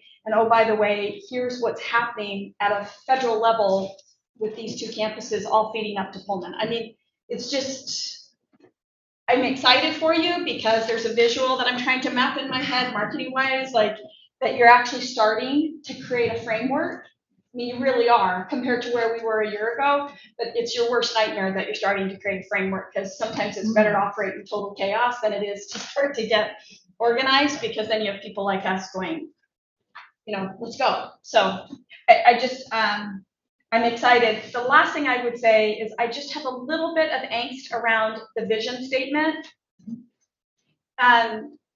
Those words used in the vision statement are fairly table stake-ish. It's like when someone says our core values are we like to have fun, and I just get, or we have great integrity. Well, duh, like you're supposed to have all those things, right? What does that mean? I mean, do you laugh often? Are you joyful? What are those things when you say you like to have fun? So I worry a little bit that, back to maybe Heather's comment on the BHAG, it's not feeling as perhaps aspirational and transformational as I think it could, in just my opinion. And I'd be happy to help. I'm not suggesting it just go fix it. I'd be happy to spend time playing with that, or even bringing some different kinds of audiences and voices, even from my own team, that could look at that and just throw some things at you. Thank you. Since you just spoke, I do want to say thank you also for sending those one-pagers. While we don't have one today, those are very helpful. Yeah, they didn't happen overnight, so I'm not. Yeah, right. But the marketing team is driving the depiction of this story. Yes. It's not the BI team in my, you know what I mean? It's a partnership, but there at an element at some point a communications entity comes in and packages this in the right way. Yeah. So, thank you all for your comments and questions. I have a few things, and just as the chair of this committee, I want others to know from me some of the direction that I have given. In recognizing that the strategy planning and analysis is new and it's starting. We had a pre-meet last week prior to this meeting, and Chris's report was not complete at that time, so I didn't have an opportunity to even see what was going to be coming here before, and that will not occur, I'll assure you.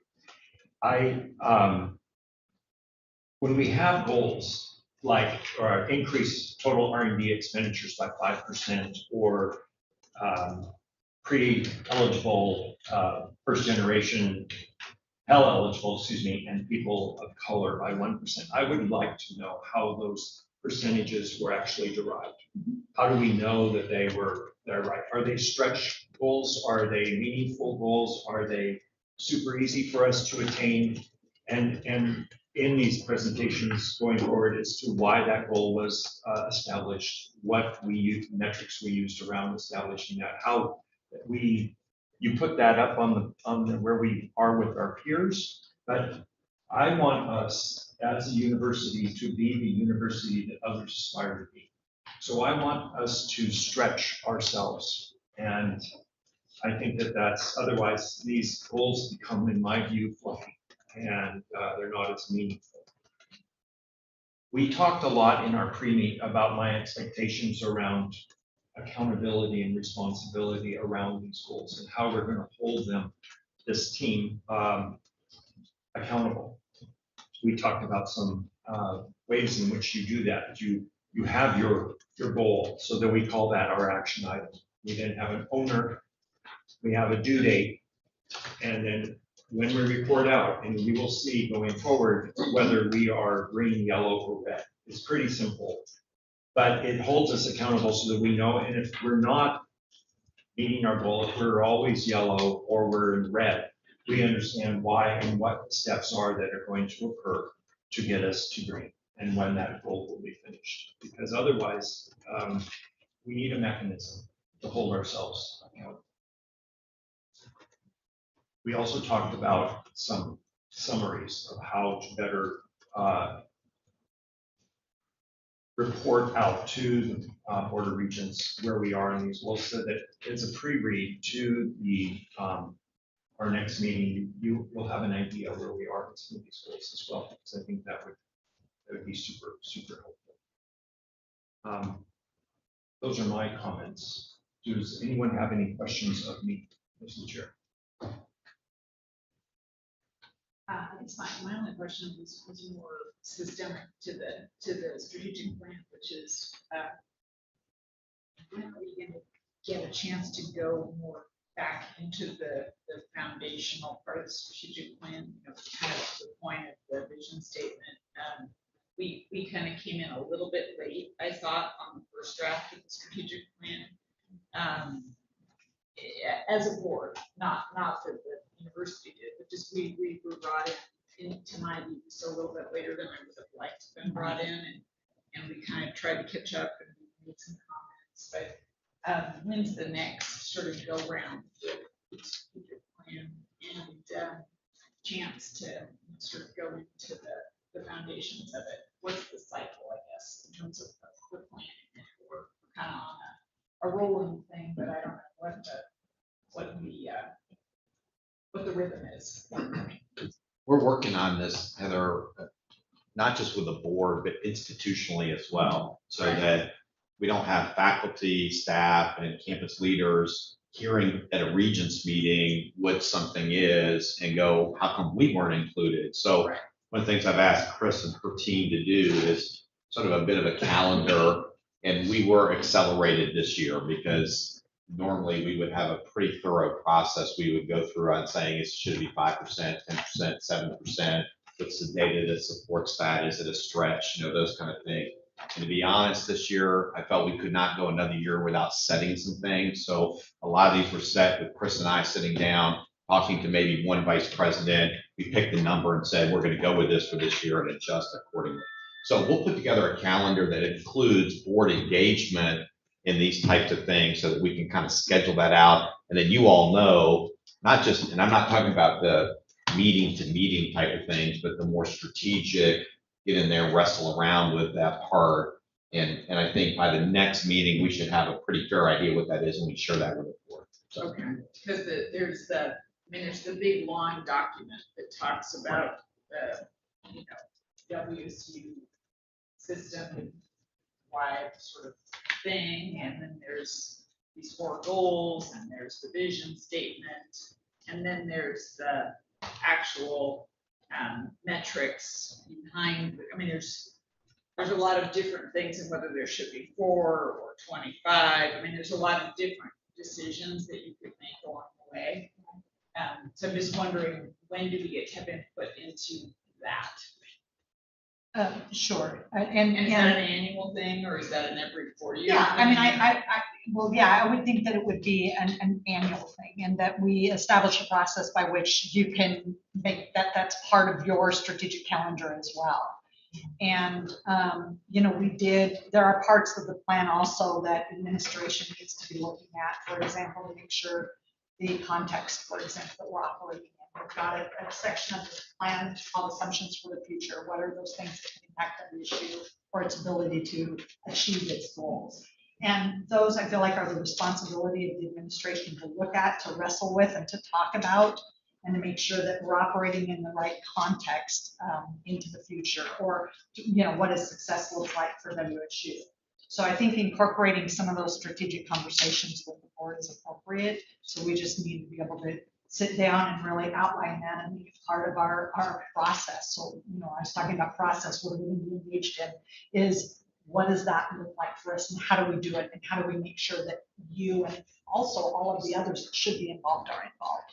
Yeah, that's maybe kind of a meta thing, but that would be my suggestion for you, John, would be to present to us what, or maybe it's a governance, I don't know, where does this fit in our structure? But we kind of need, as a board, I think we need to bless what our governance over the strategic planning and budgeting process is, because in sort of a normal board process, and this is a little different because of course we're sort of this quasi-state entity, we would have kind of a cadence where we do a strategic plan that includes a lot of that risk discussion, because the board, obviously, we know a lot of stuff, right, that administration doesn't necessarily know, because you guys look a lot at this world and we look a lot at that world, right? So we have a lot of good information to bring to the table.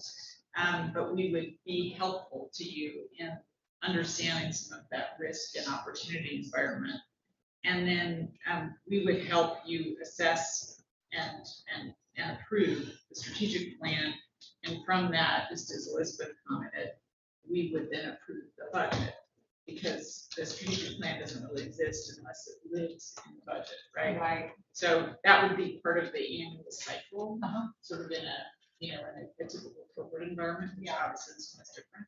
But then you've got all your other constituencies that you need to fold into that, as Kirk was saying. So that would be wonderful to just have us understand, and probably less crazy making for all of you, because then we wouldn't be like, tell me again when we're supposed to be involved. Yeah, okay. So if you could line that out and we could know that, then we would be probably happier campers too. Okay. Yeah, it would help with the whiplash that you might dealt with. I also want to work with the team on developing tenets around just what you're describing, so that we, as opposed to vision statements, that I think tenets get more into the meat, if you will, of what we're actually here to accomplish and how we hold ourselves. Any other comments or questions? Yes. Just one quick thing. I'm sorry for my biased perspective here, but I am wondering why student experience wouldn't be framed as our number one goal. Does anything else really matter if students don't like it? Yeah. You mean, are you saying specifically in the plan? Yeah. Well, one area where we can really make an impact into that is how we communicate about it as well.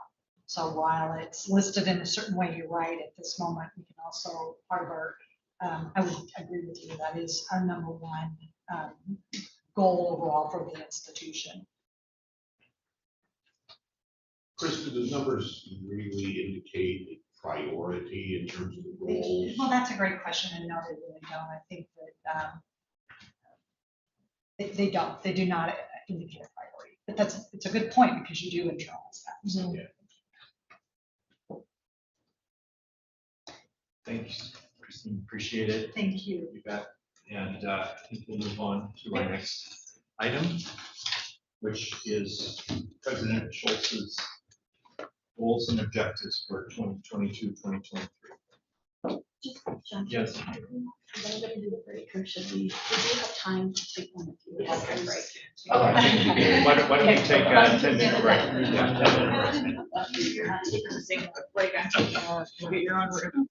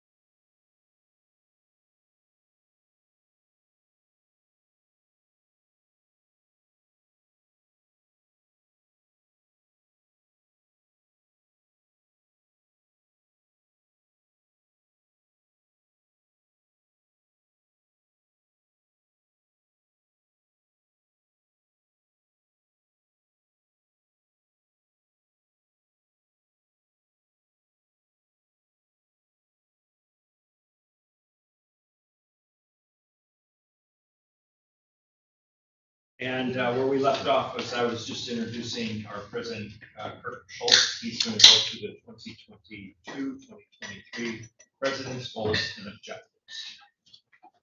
Thank you. They're in your packet, and so let me give a couple things that I think are important as we think about these. The first is the board has talked in the past about needing to have a really big national in scope type of goal, which is clearly not in this list.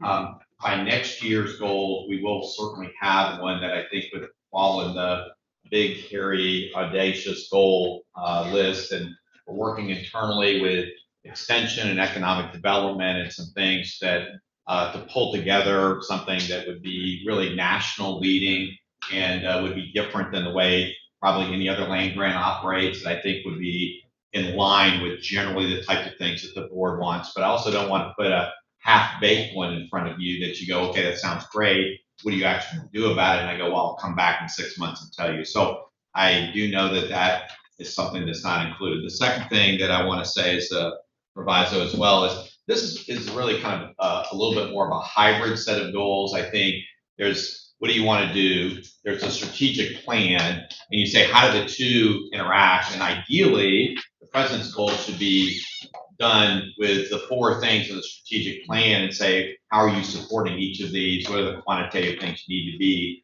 So I think by next year, my goals will be done in line with the WSU strategic plan with those measurable outcomes.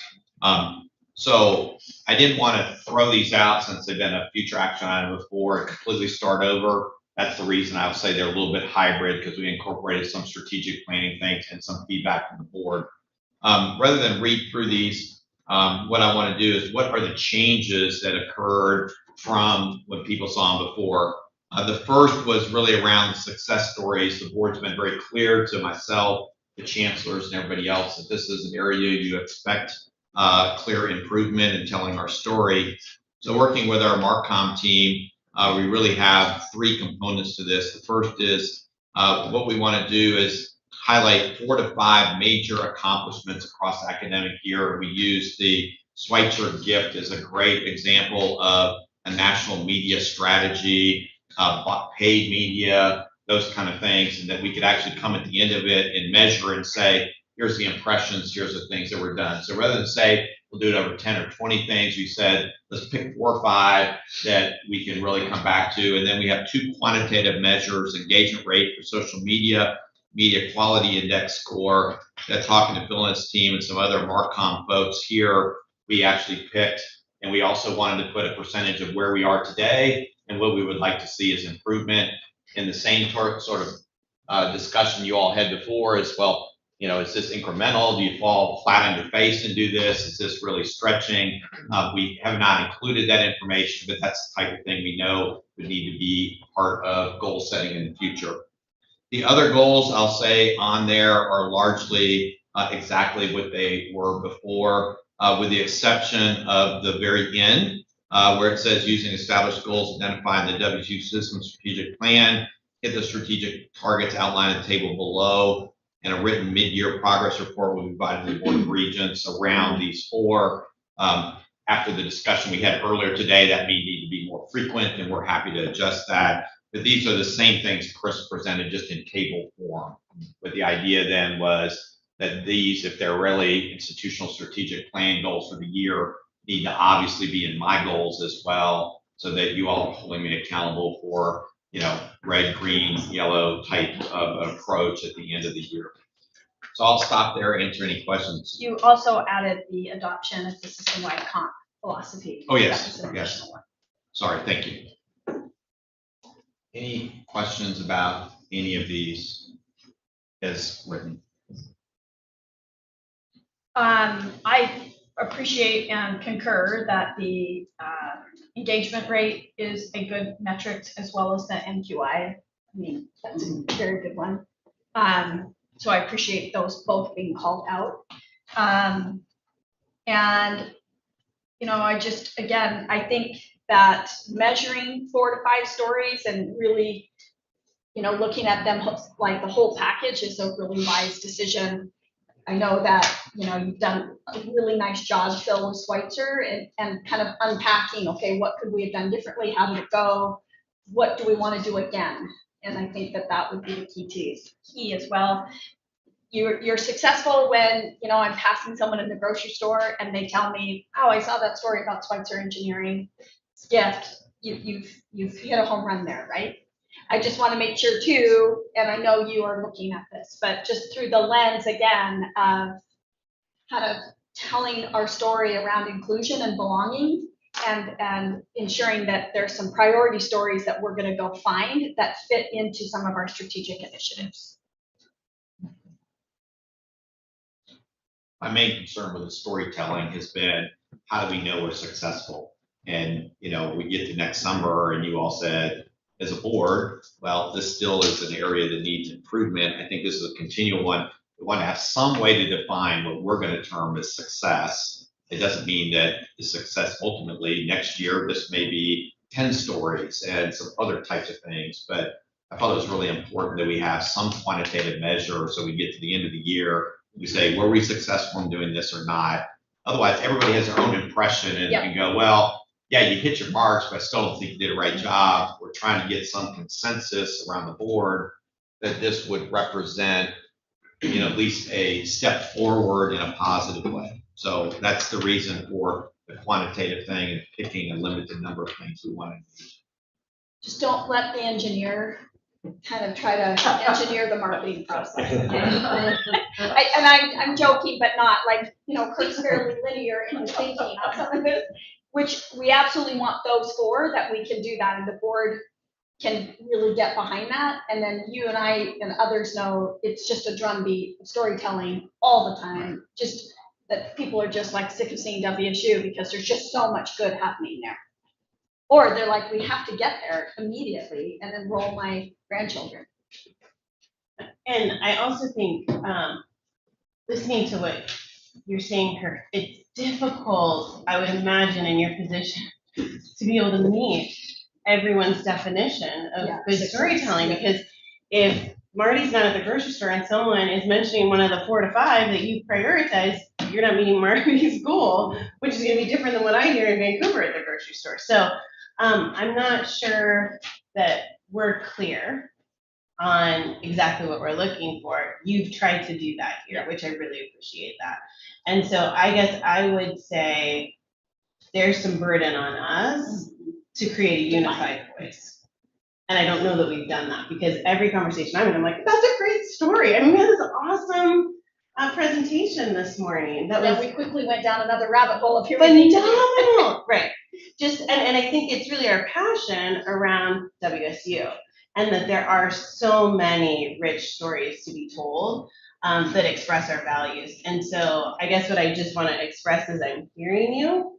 I think you've done a great job, and I think there's a little bit of work to do to make sure that we're all aligned in what we're saying in terms of communicating our story and success. So thank you for taking this a step further. Any other comments or questions? Jeanette, I just want to make sure, because you had, when we did the president's annual review and we talked about future, that you were really a champion in connecting the dots on this. So do you feel like we're getting there, and do you feel like you can follow this through for the coming year? Oh, absolutely. That's, and I think I commented on that earlier. It's, for me, easy to connect the dots now, because I still carry the paper around, but I did want to ask a question in terms of President Schultz. What help can he provide you, or what can we do differently, either in the upcoming year process, you find the JPRD audacious goal, or what should we really tune our radars in for as we're out and about being, the best ambassadors we can be for the school? I want to be in listening mode that way. Yeah, in general, I think planning has not necessarily been an institutional strength at WSU over time. Let me just put it that way. You have some organizations and parts that have got a decade of very effective planning, budget follows, metrics, improvement, and things like that. That if you say, has it been that way as a culture? The answer is no. Chris's office didn't exist until just a few months ago, and it's very hard to do this with volunteers. You know, hey, Elizabeth, you do this in 10% of your time. That's kind of how we get it forward.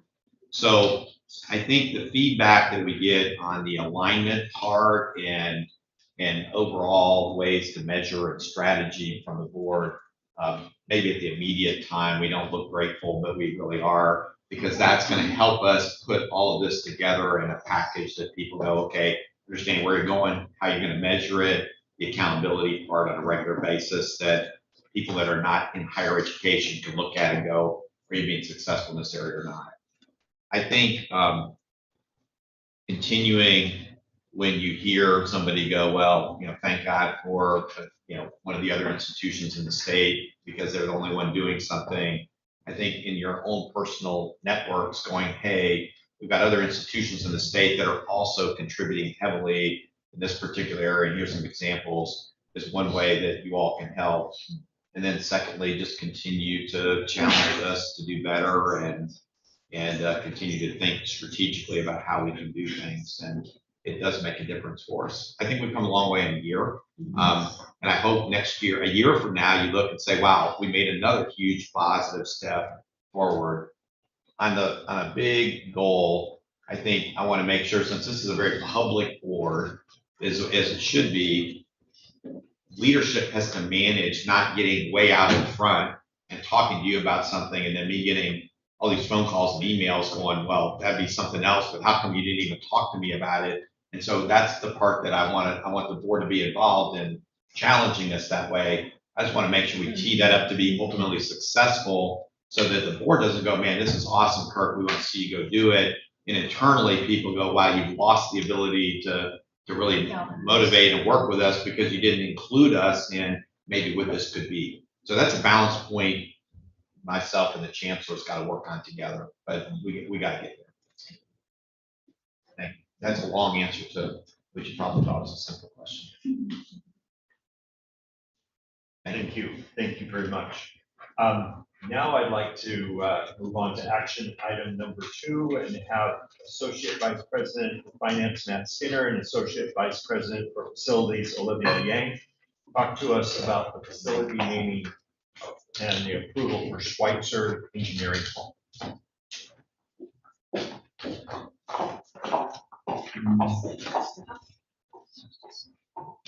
Well, good morning. Thank you. Great to be here this morning. Representing Stacy today, which are big shoes to fill. I heard from her this morning. She is doing well on her bike trip across Canada somewhere, but she checked in to send her warm regards this morning. So it's an honor to be here today to represent the Facility Names Committee regarding a facility we've already talked about quite a bit this morning, including the big marketing push that we had around the Schweitzer Engineering Hall. So as you recall, the Schweitzers were generous in donating $10 million to Washington State University, as well as Schweitzer Engineering providing an additional $10 million to build a new engineering building in Boylan College here on the Pullman campus. These was really a transformational gift that will help change the way that we serve students here in engineering and architecture. So the gift use agreement provided, as well as our policy on facilities names committee, the committee has reviewed this name and has forwarded to President Schultz, who's approved it. And now our last step is to seek approval to officially name that building the Schweitzer Engineering Hall. Before any questions, John, I thought I'd just share, you'll hear about this building a couple more times today. So this is great. And we get to the Finance Administration Committee. You'll see it as our #1 priority in the upcoming capital budget request. And then we'll also have an item with Olivia later today where we'll talk about a future action item to proceed with design of that. So Marty, do we go to This will carry to tomorrow's agenda. Correct. Yeah. So we're good. Any comments or questions? It's great news. Very exciting. Very exciting. Thank you. Thank you. And then next, I'd like to introduce future action item number 1, and have Vice President for University Advancement and CEO of the WSU Foundation, Mike Connell, give us an update on the WSU endowment. So good to see you, Mike. Thank you, Marty. Nice to see you. Glad that you're here. Thank you.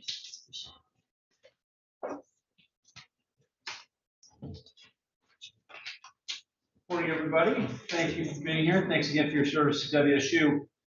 In my capacity as the CEO of the WSU Foundation, we do have an annual obligation to provide an update regarding the endowment performance. The slides I think you have, and so I'm happy to walk through those.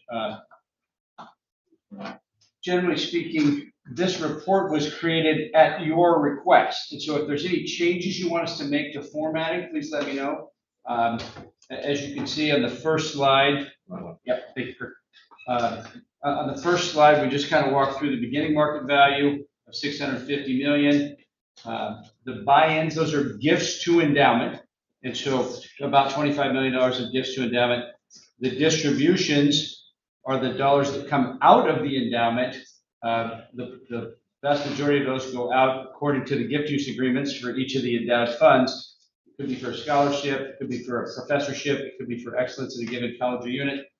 The next column is just the miscellaneous fees and that sort of thing, and then the actual endowment performance, a loss of about $6.2 million. When you take the 6.2 and the 1.4, you end up at 7.6 million, which is a net return of minus 1.2. Ultimately, $634 million at the end of the fiscal year. So that's a 12-month fiscal year performance report. I'm going to go to the next slide, and happy to take questions. This is presented graphically in terms of thank you, Kirk. Yeah. It's my job. You want me to click? No, I can do it. He does a lot for us. Yeah. So the historical market value, as well as our ability to provide the purchasing power. And again, if you look at the 4% that comes out to the benefiting units, and then there's a 1.5 in fee structure. So 5.5 is to some degree the immediate outflows, and then additional growth beyond that is retained within the endowment, ideally to preserve that purchasing power with inflation. Historically, that's been a little bit easier than it may be in the near-term future, but that's what these two graphs are representing. Oops, double.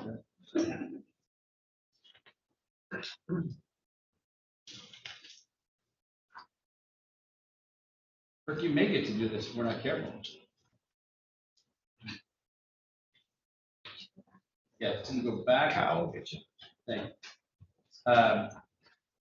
I'll talk about this slide. We'll come back to the one I skipped over. This one is asset allocation. So we have our target asset allocation with the big picture objectives. Thank you, Kevin. Now we're going high tech. Our apologies. Oh, that was.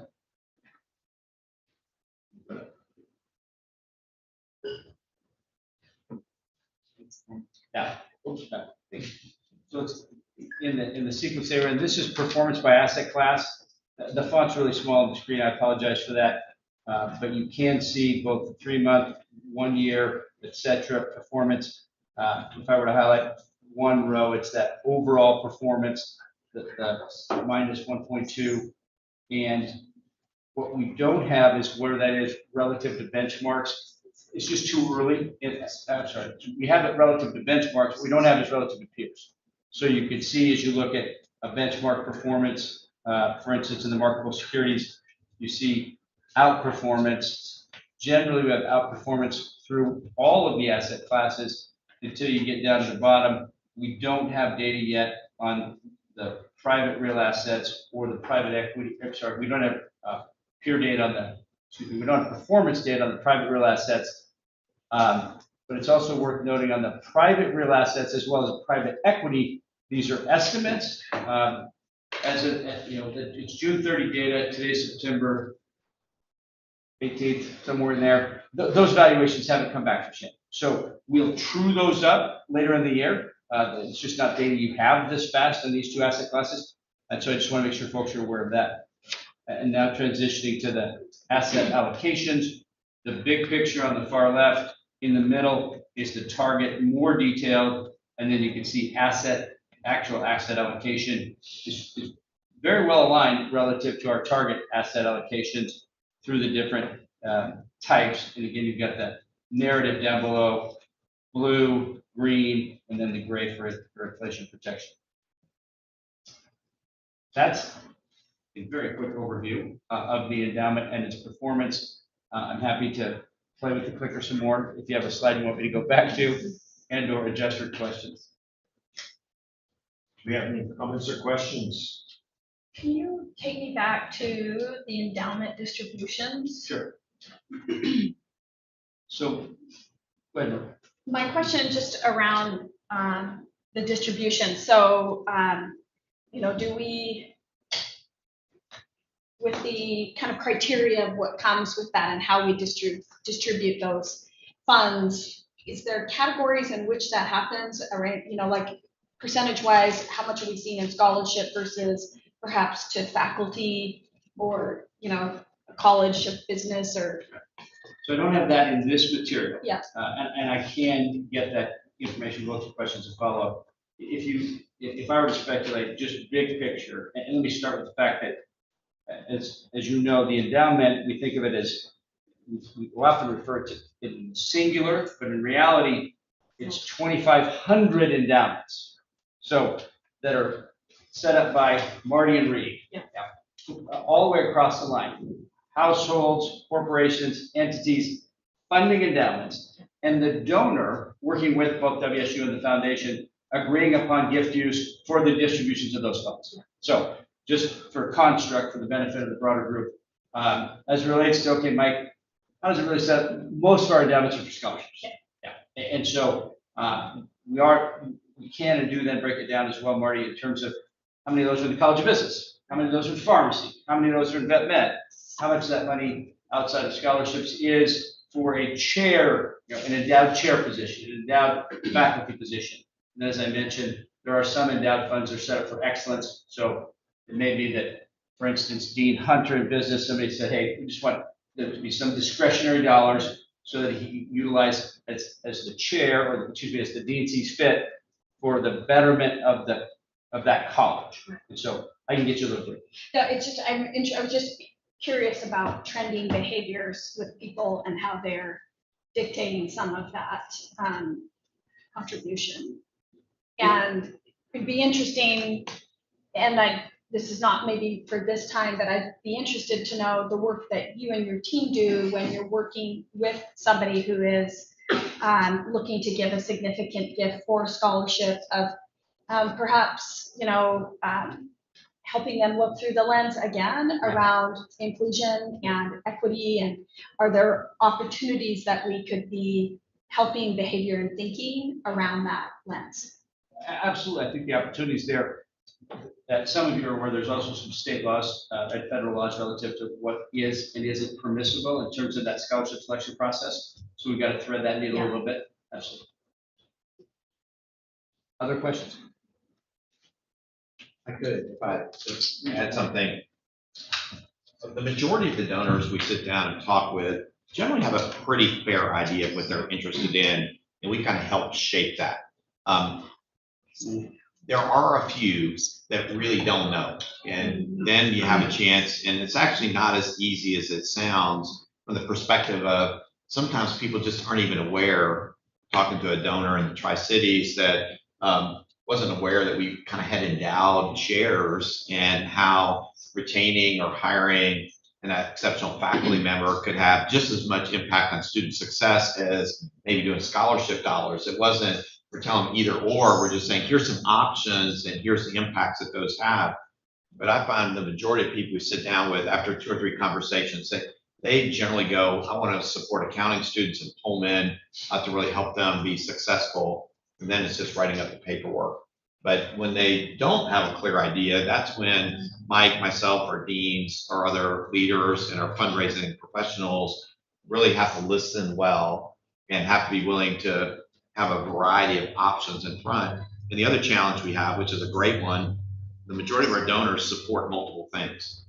So a lot of donors will go, I'll give to athletics and engineering, and I really like what we're doing with multicultural students. I mean, it's awesome to have people with those broad interests, and that means there's a balancing between all of those different kind of things. So a lot of internal coordination and collaboration in that space. I saw your hand. I just had a simple question, and maybe I'm connecting the wrong dots, but, you know, the University in Seattle recently made a splash around divesting from petroleum funds. And I know we talked about it in here.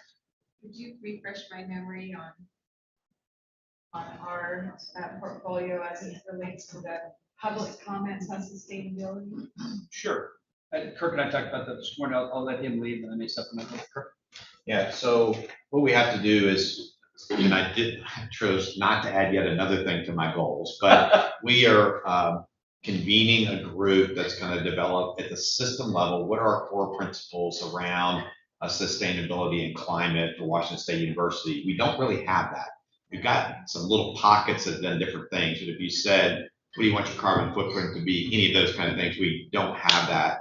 And when we talk to peers in the community, in the fundraising community, I'll say in the West, people said develop those principles first before you start deciding what you're going to do with your investment portfolio. So I've got a former head of the School of Environment at WSU, somebody that I know you have met, Regent Ramos, and I think he's going to lead this particular effort at the system level, and we put a 4 to 5 month kind of thing. So I hope in early 23, we come back to the board with not a baked product, but saying, okay, here's kind of where we are. Here's what we think of those core principles are. We use that to really focus around then how does that mesh with our, philosophy around investments and divestiture or non-divestiture. Okay, cool. Thanks for the reminder and the refresh. Any other comments or questions for Mike? Just kudos to Mike and Kirk. I would happen to be at a dinner in Hayden, Idaho on Tuesday night asking for money for a different scholarship endowment fund. And there was probably 30 Cougs in this particular gathering. And the statement was made, Marty, do you know anything about WSU? Have you talked to them about their endowment and how they coach you and guide you through giving? And these are pretty significant donors of Washington State University. And they just really commended both of you in that they didn't know where to start and they felt very comfortable in where they ended. And it was through this process here. So I just want to say thank you. You kind of derailed my ability to ask for the money that I needed. It was good. I was proud to be representing the Cougs there in that meeting when that's what it came about. So maybe you could come with me for a different reason in the next couple of weeks. Well, thank you. And Kirk hit it on the head. It's about listening. When we train our development officers, if they take away one thing, listen. Before you step away, Mike, just a couple comments. So I am our representative on the foundation board and on the investment committee. And so just a couple of things. First of all, we've been doing a great job. Thank you, Kirk and Mike, for refilling the coffers. Because obviously the markets are not our friend right now. And just a couple of things on the cautionary side. As you look at these numbers, number one, we have a pretty high withdrawal rate, and that may not be sustainable. And so just as we think about our budgets, we will have to keep sort of raising at a higher rate, which luckily we have reconfigured ourselves as part of one WSU to be able to do. And we're ramping up to do more of that.